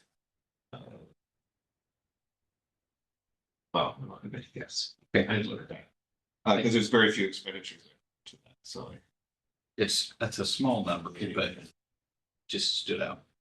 I am suspecting that something was posted in. Yeah. But it be a change.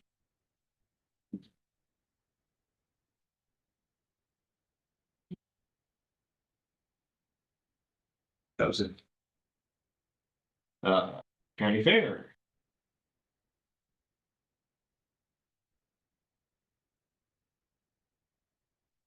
So.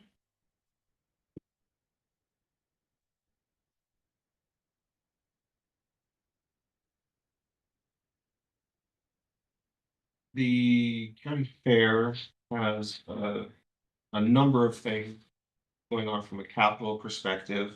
There were several requests, capital requests, that were submitted, and we had to do some prioritization.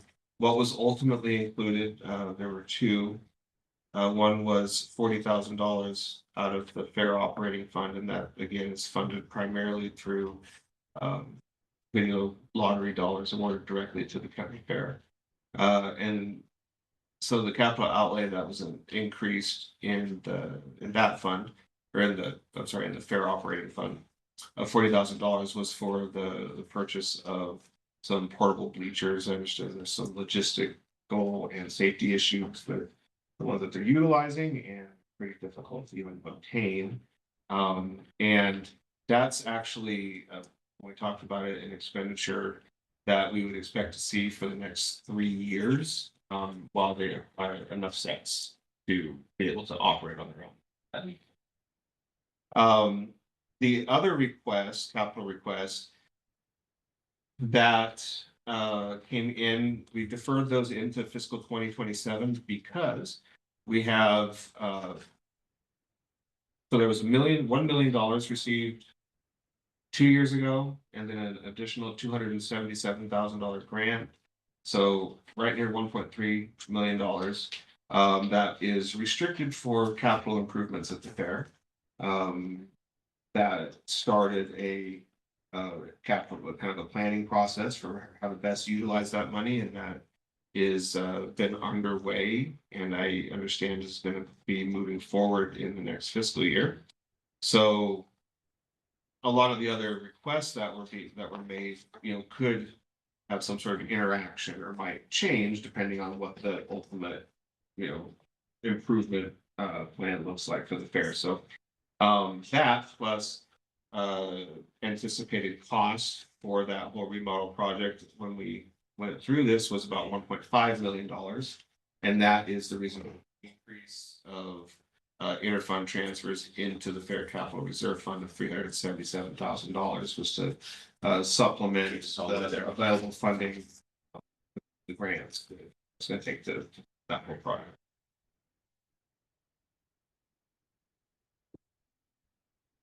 Oh, question on the fair. In the last few years, it had somebody sponsor the gate. So that everybody had free admission to the fair. Is that because that's considered like a one-time? And you can't rely on that, that's why you wouldn't see that in the budget, is it like other revenue sources? So I asked the fair manager, if we only want to include revenue sources that we are certain or reasonably certain. So if there's a recurring sponsorship, that would be typically included. Well, there's probably no contract signed with them, but Right. just year to Yeah. year, they say, we will sponsor the gates. Yeah. Probably. Especially, so we've seen some pretty significant cost increase for the fair. In the last 3 years. I do think that there's gonna be, a point in time where we need to make a determination on a more committed resources outside of video lottery dollars, what level. So, it should be good for fiscal 26. And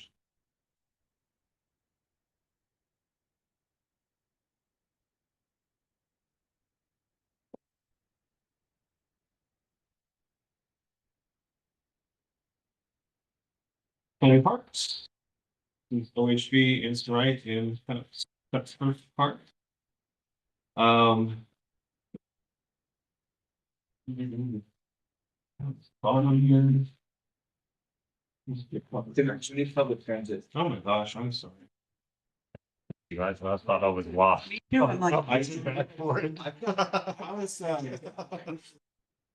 so at lunch, Karen gave me another suggestion. She said, just Do every other one. So one word answers and skip ahead. Sorry, Karen. Busted. Public transportation.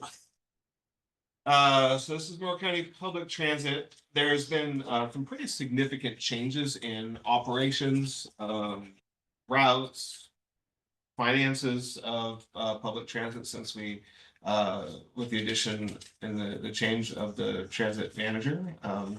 And Steven is here if anybody has any questions for him. He's just hiding in the back there. There's also been a pretty significant reduction in grant funding. For whatever reason, there were some grants that were not applied for. And we have lost that funding for this next fiscal year. Is that a biennium or is it just for a year? It's a biennium. So it's for a biennium. Have those been lost sort of permanently, or is there a chance in 2 years to? Without a growth of the funds they came from, we would have to have someone else back out of those. Similar like what we happened prior to me getting here for someone else to get an opportunity to capture them again. Yeah. So pretty permanent. Thank you. Were we able then to provide an opportunity for another transit? Someone got the money. Well, that was nice. Good for them. Giving. Give. Fine. Yeah. Anyways, so there have been significant, and this budget's been a challenge historically. There were plans for growth and expansion, and so there was a lot of personnel that were added into this budget that weren't really even able to be reflected and operationally because we didn't have the buses or the routes or the people to do it. And working with Steven, we've kind of right-sized the budget. And so now the county budget is in line almost 100% with the grant budgets and the available funding, which is kind of the first time since I've been here that's happened. And so there you'll see a lot of those budget percentage changes and dollar changes are pretty significant. But if you look at it in comparison to historical years, you'll see that the budget probably better aligns in some areas than it has previously, where we've had all this money budgeted and only been spending on average, I think 25 to 30% of it.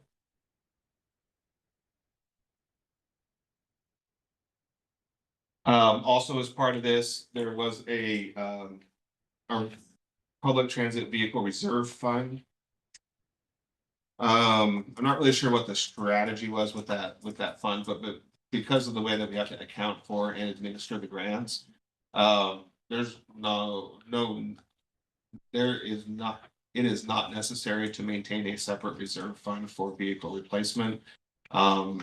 If there's a reserve in the STIF operating plan for vehicle replacement, we'll reflect that in the county's budget. There was not, and it can happen in their operating fund. So this budget takes the resources that are in that reserve fund, transfers them all back into the main operating fund for public transit, and we'll cease using the vehicle reserve fund going forward. There's no operation. I think last year's budget, when I looked, it had, I want to say 15 15 plus FTEs. And you'll see that we've reduced that down to 9.9. And that's more accurate with what we're actually gonna have.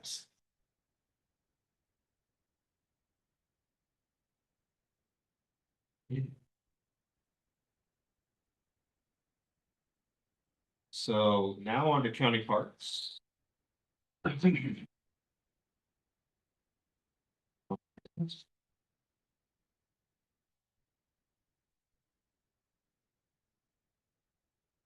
So the biggest news in the parks was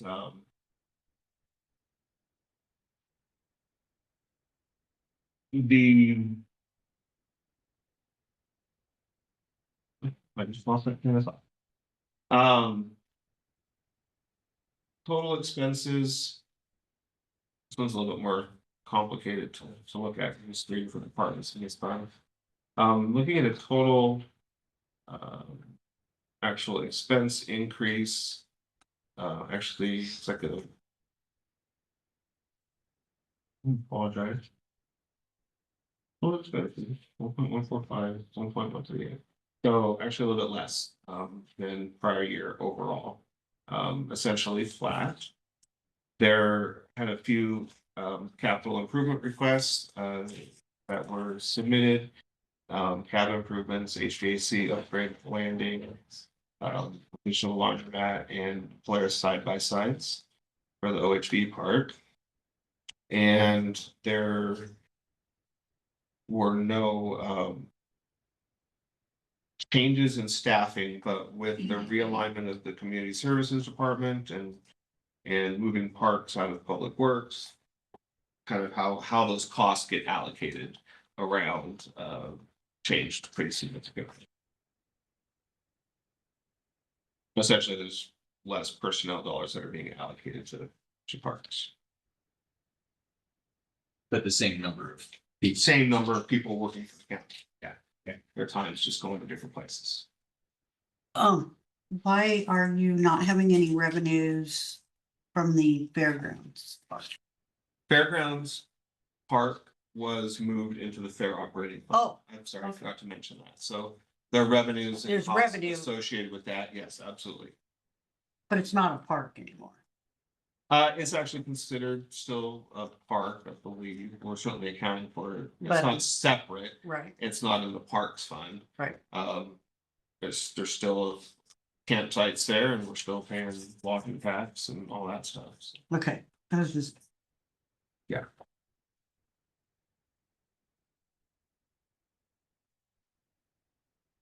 Right.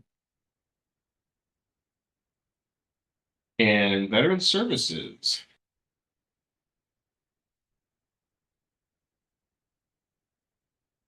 Want to call out here. The most significant thing in this budget you see is a decrease in personnel. So there's no change in personnel. We hired a new veteran service officer. When the fiscal 25 budget was prepared, it was prepared with the old veteran service officer who was part of the county's defined benefit pension plan. And so this reduction in personnel actually is the difference of, so those costs aren't going against this department anymore. Benefits costs are allocated based on where the employee works at. And so when that employee retired and we hired a new one, is the total cost of benefits and labor for that individual went down substantially because of the extremely high cost that the pension plan brings to the table. This is actually creating some challenges, and that's not a big issue, but we need to probably look at from a costing perspective, whether or not it makes sense to keep allocating the pension costs for the defined benefit plan on a per participant, because it really hits some departments really hard. I mean, you can see a 27% increase in or decrease in personnel services for the veteran services, and the only change was now the person isn't on the old county administrator certified benefit plan, What would be the alternative or? spreading it across to all employees. So as a just a general labor overhead, so that it hits all the departments. And it would come from, that'd be a general fund It could, expense. it depends on where they're at, so there would be.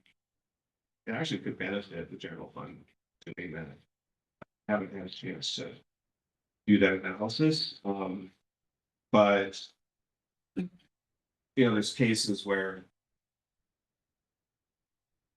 We may be reducing the amount of, or consuming grant funding with, because an employee happens to be a participant in the defined. And, that grant's paying for $34,000 of costs, where if we spread it equally over all of our employees, as the general labor overhead. Then those grants could go. Less, and they might actually be able to use more of that money for something that's like more of a, I don't want to say more of a value add. You see where, you have one person, there could be zero different in the person and the people that are doing the jobs, a substantial difference in the costs. And like I said, I haven't looked at it. There's gonna be a lot involved with changing that costing methodology. We certainly need to get our auditors' approval of it, and would want to talk about some of the granting agencies with how that could potentially impact. So a lot of work to do, something we should probably look at, because it's really skewing some of the personnel costs. And certainly part of it. Veteran services is partially grant funded through ODVA state, and there was no change in personnel.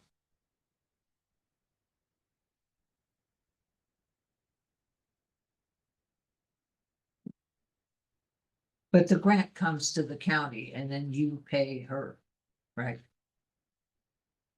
She doesn't have to administer any budget. She just is an employee. Oh dear.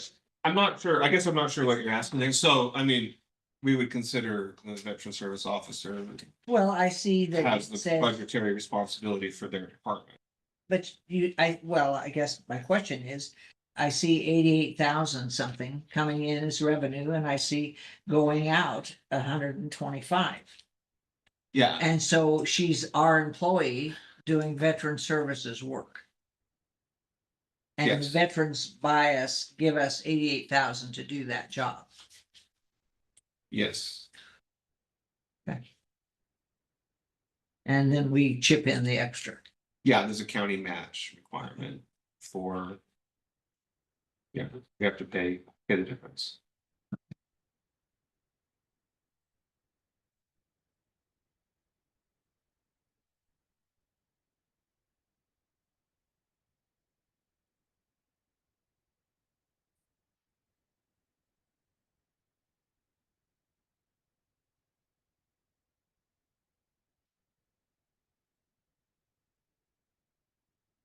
Then that brings us to public works.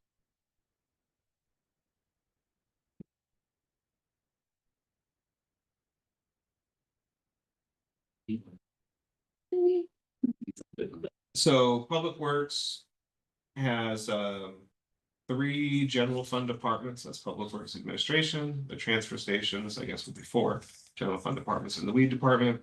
And then the road department, which is administrative of the road fund, and the airport.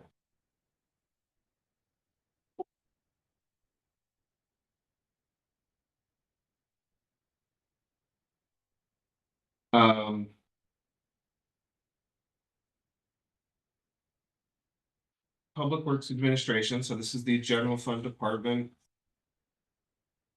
Very small, pretty much flat in terms of increase in material and services. In terms of personnel, there is a 17% increase. Though again, that is just a result of restructuring and reallocating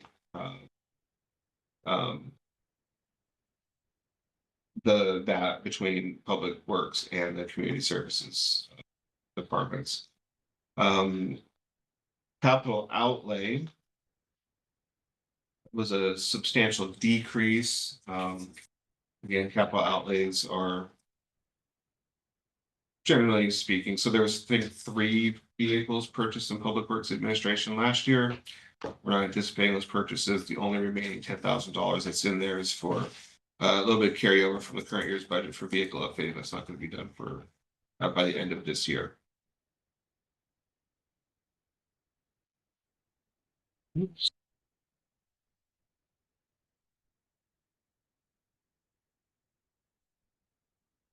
Why back? One of those, not seeing it. That's push music, that's what that was. Transfer stations.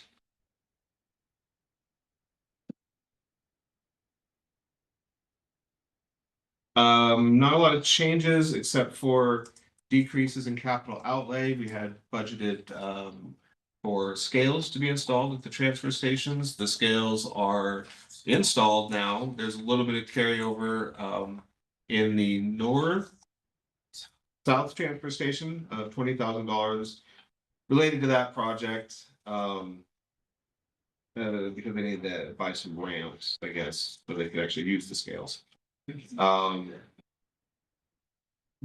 No, just kind of an accounting or budgetary note on the way that the revenue works for the transfer stations. Because you'll notice that revenue, so these are general fund departments, but in the proposed budget, revenue less expenditures is 0. So fees collected at the transfer stations offset a portion of their costs. And then I transfer the net amount in from the Finley Butte license fees fund and revenue that we received. So way back when that contract was originally entered into by the county, the original purpose of those funds was to offset the cost of operating the transfer stations and for solid waste management in Delaware County. And then over the years, through various contract changes and ordinances, the restrictions on utilization of those funds were basically completely removed, and they can be used for any purpose. However, so I guess to maintain alignment with the original purpose and intention, I offset so there's no general fund burden or property tax burden on those, and then the balance of the Finley Butte license fees goes typically towards roads and road equipment.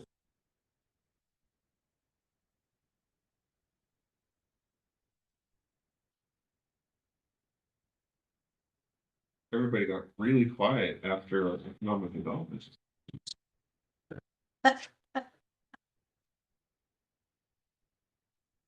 Okay, the weed department has a general fund department and weed equipment capital reserve. There is, as I mentioned, an increase in personnel for this fiscal for the fiscal 26 budget. That's an increase from the half-time to a full-time employee. Other than that, materials and services increase is very minimal, just a 3.3% increase. And the overall change in expenses is really heavily impacted by a reduction in capital outlay. Planned purchases went down for capital outlay. In the weed equipment reserve fund, I think I have this slide up here. So the only capital outlay that's expected, I'm sorry, out of the general fund department is for UTV spray vehicle. I've included the details of that. And then in the reserve fund, we have budgetary requirements identified to accumulate reserves for funding towards a drone spray program that the part of Corey, the weed department manager, would like to implement. I think we have that scheduled to accumulate for 2 years, and then with a purchase in fiscal year 28, if I recall. And then also we have a requirement in there. This is one where he's using a portion of the contract revenues that he received. So when he goes out and does spraying on a contract, so not for just the general county, and receives revenue, the equipment or a portion of the equipment, we bill for his time plus equipment time and vehicle time, on an hourly basis. And, so a portion of that revenue goes back into his equipment reserve to, supplement and fund future equipment. Where he's pretty on the ball with trying to plan and funds in a fiscally responsible way, so. In the road department. Force that too. Hmm? When Reed is spraying on behalf of the road department. Oh, yeah, I guess contracting, it might not necessarily be with an outside entity, so if he's spraying for roads, then the weed department gets reimbursed. Equipment. For time and equipment, materials and everything by the road fund. And same thing, a portion of that goes into his reserve.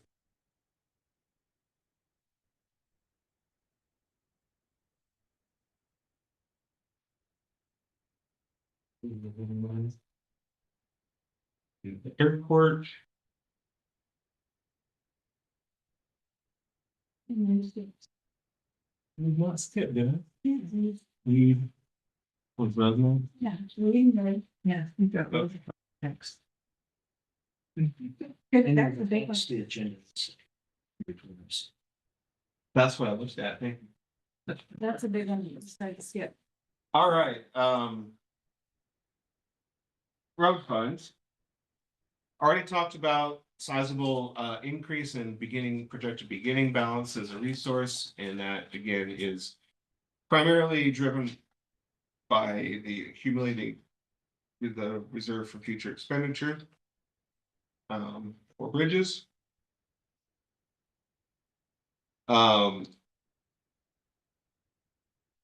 Expenditures for fiscal 26, looking at an 11% increase. The biggest or the bulk of that is actually going to be in the capital outlay line. Really, it makes the most sense to look at the road equipment reserve also, because capital outlay expenditures from year to year are also made out of that, and that gives you the full picture of anticipated capital outlay for the road department. There are some significant equipment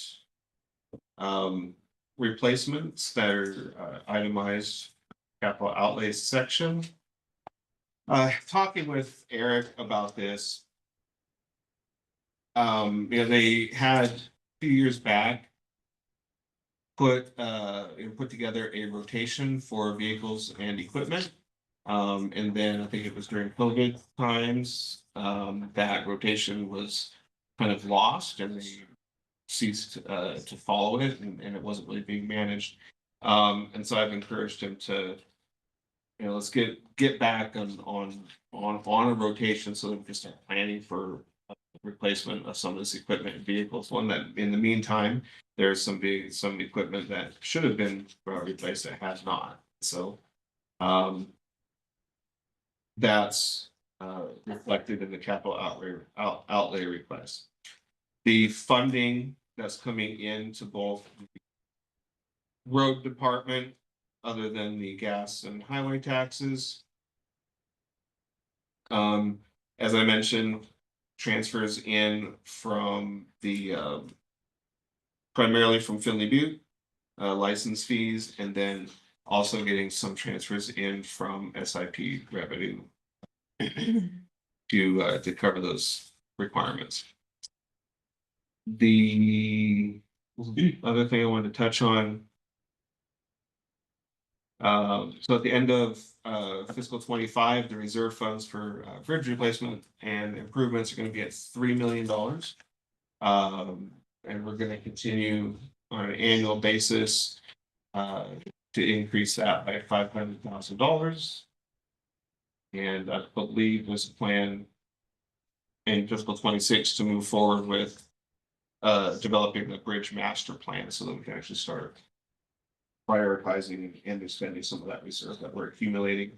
If there's any projects related to that are identified that we want to start in fiscal year 26, we would need to bring back a budget adjustment to transfer from a reserve for future expenditures into a spendable category, but that's certainly something that we would do.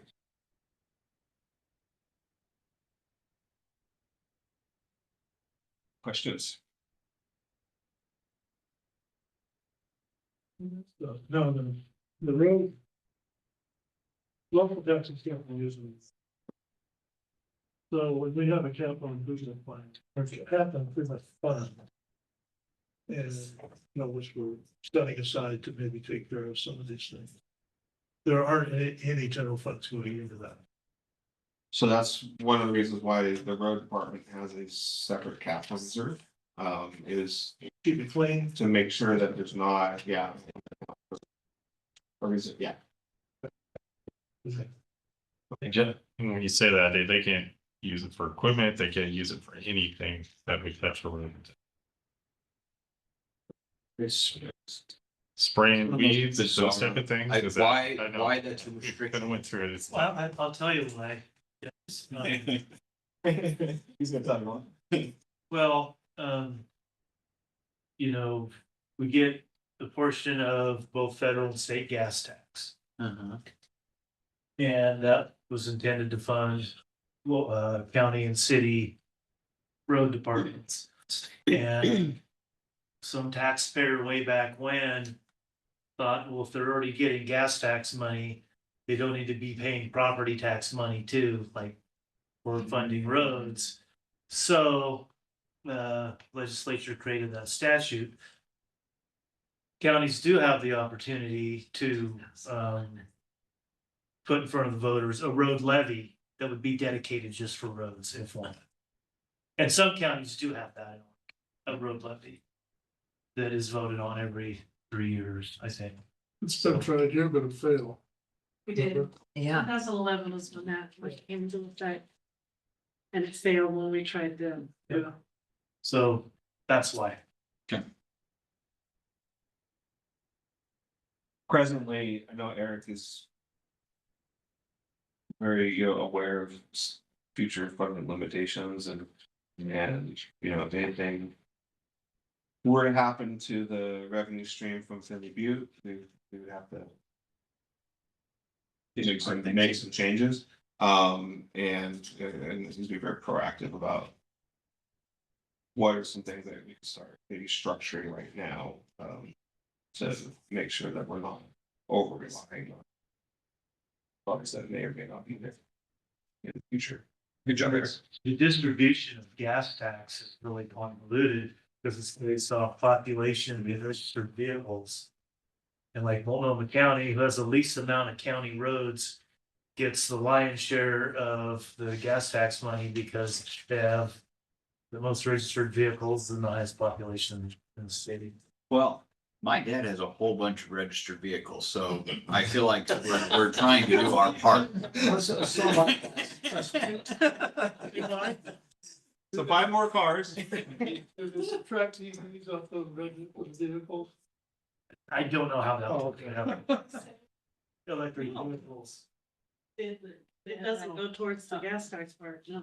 I didn't think so. That was kind of. Well, They're not contributing. But it's not just gas tax either, it's a cut of the registration fees. Yeah, So EVs do pay some. some, Yeah, I've always it's not wondered, as much as gas hogs. when the transportation guys came and talked to the VOC, I asked them what.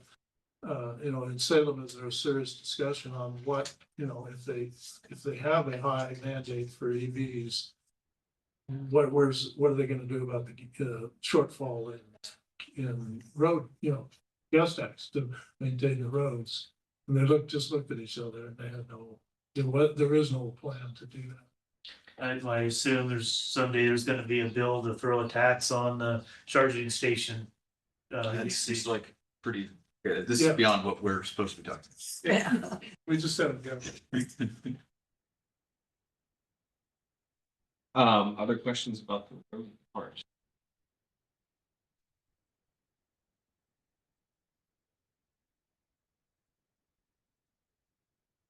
And hearing none, that brings me to the end of our agenda for today. No, Oh, geez, yeah, no, on the agenda, that does bring us to the end of the agenda, my bad. Sorry. Aaron, I keep trying to skip ahead. Yeah, actually, have some marking off right here. So, airport.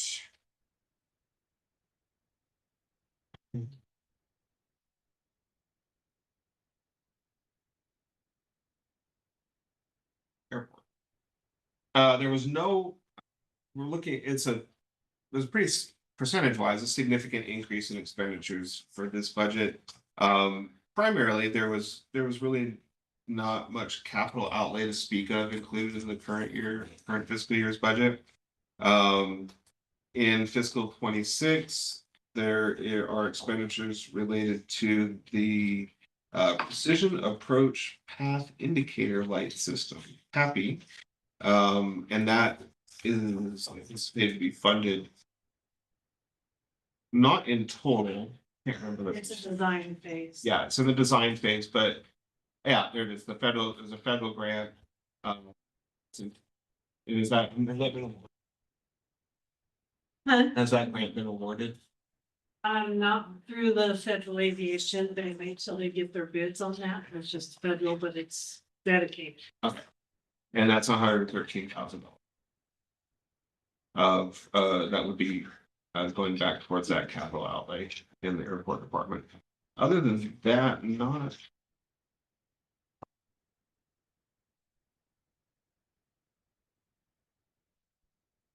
A lot of significant. I have a question. So in the budget discussion, it says, blah, blah, blah, blah, blah, and then as well as the development and construction of an unmanned aircraft system. So does that mean we're building a drone? Oh, I think Sandy wrote this, so we're gonna let her. Are we building a drone, Sandy?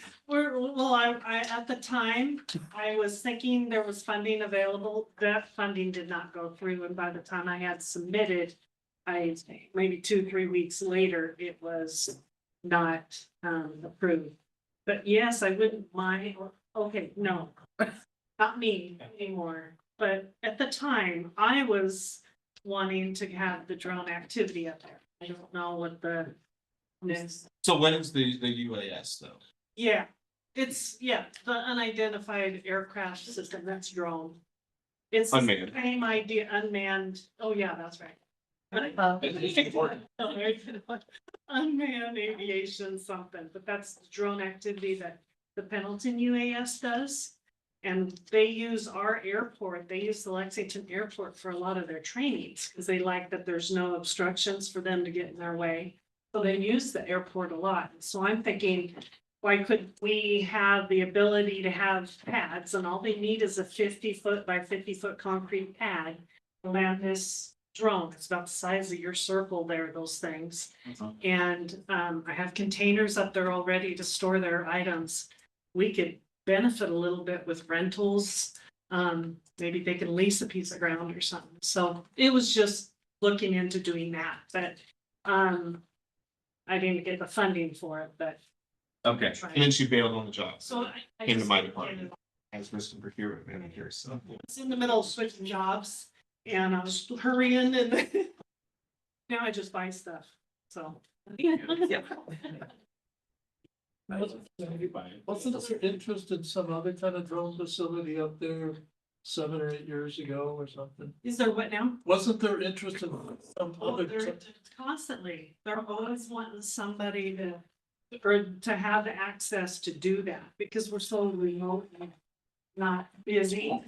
And like, back in the day, probably 2-3 years ago, and this might be what you're thinking about, Amazon really wanted to test their drop zones and test their Drone delivery. yeah, their drone delivery up there. We have the wind that blows like crazy, and we got all sorts of different types of weather, so they wanted that as a test, but I don't know what happened on their end, why it didn't. They tried to do that in Lexington, that's. But, They did do it. yeah. They did the testing. It was quite interesting Yeah. to watch.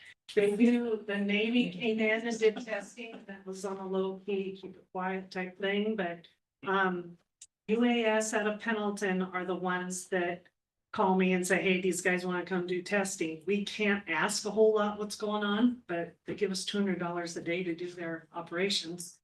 So it helps. And so I was trying to get a facility where we can bring more in and be in control of our own testing facility. It's silent, it's quiet. Any other questions?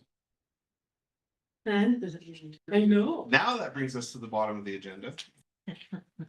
Um. So.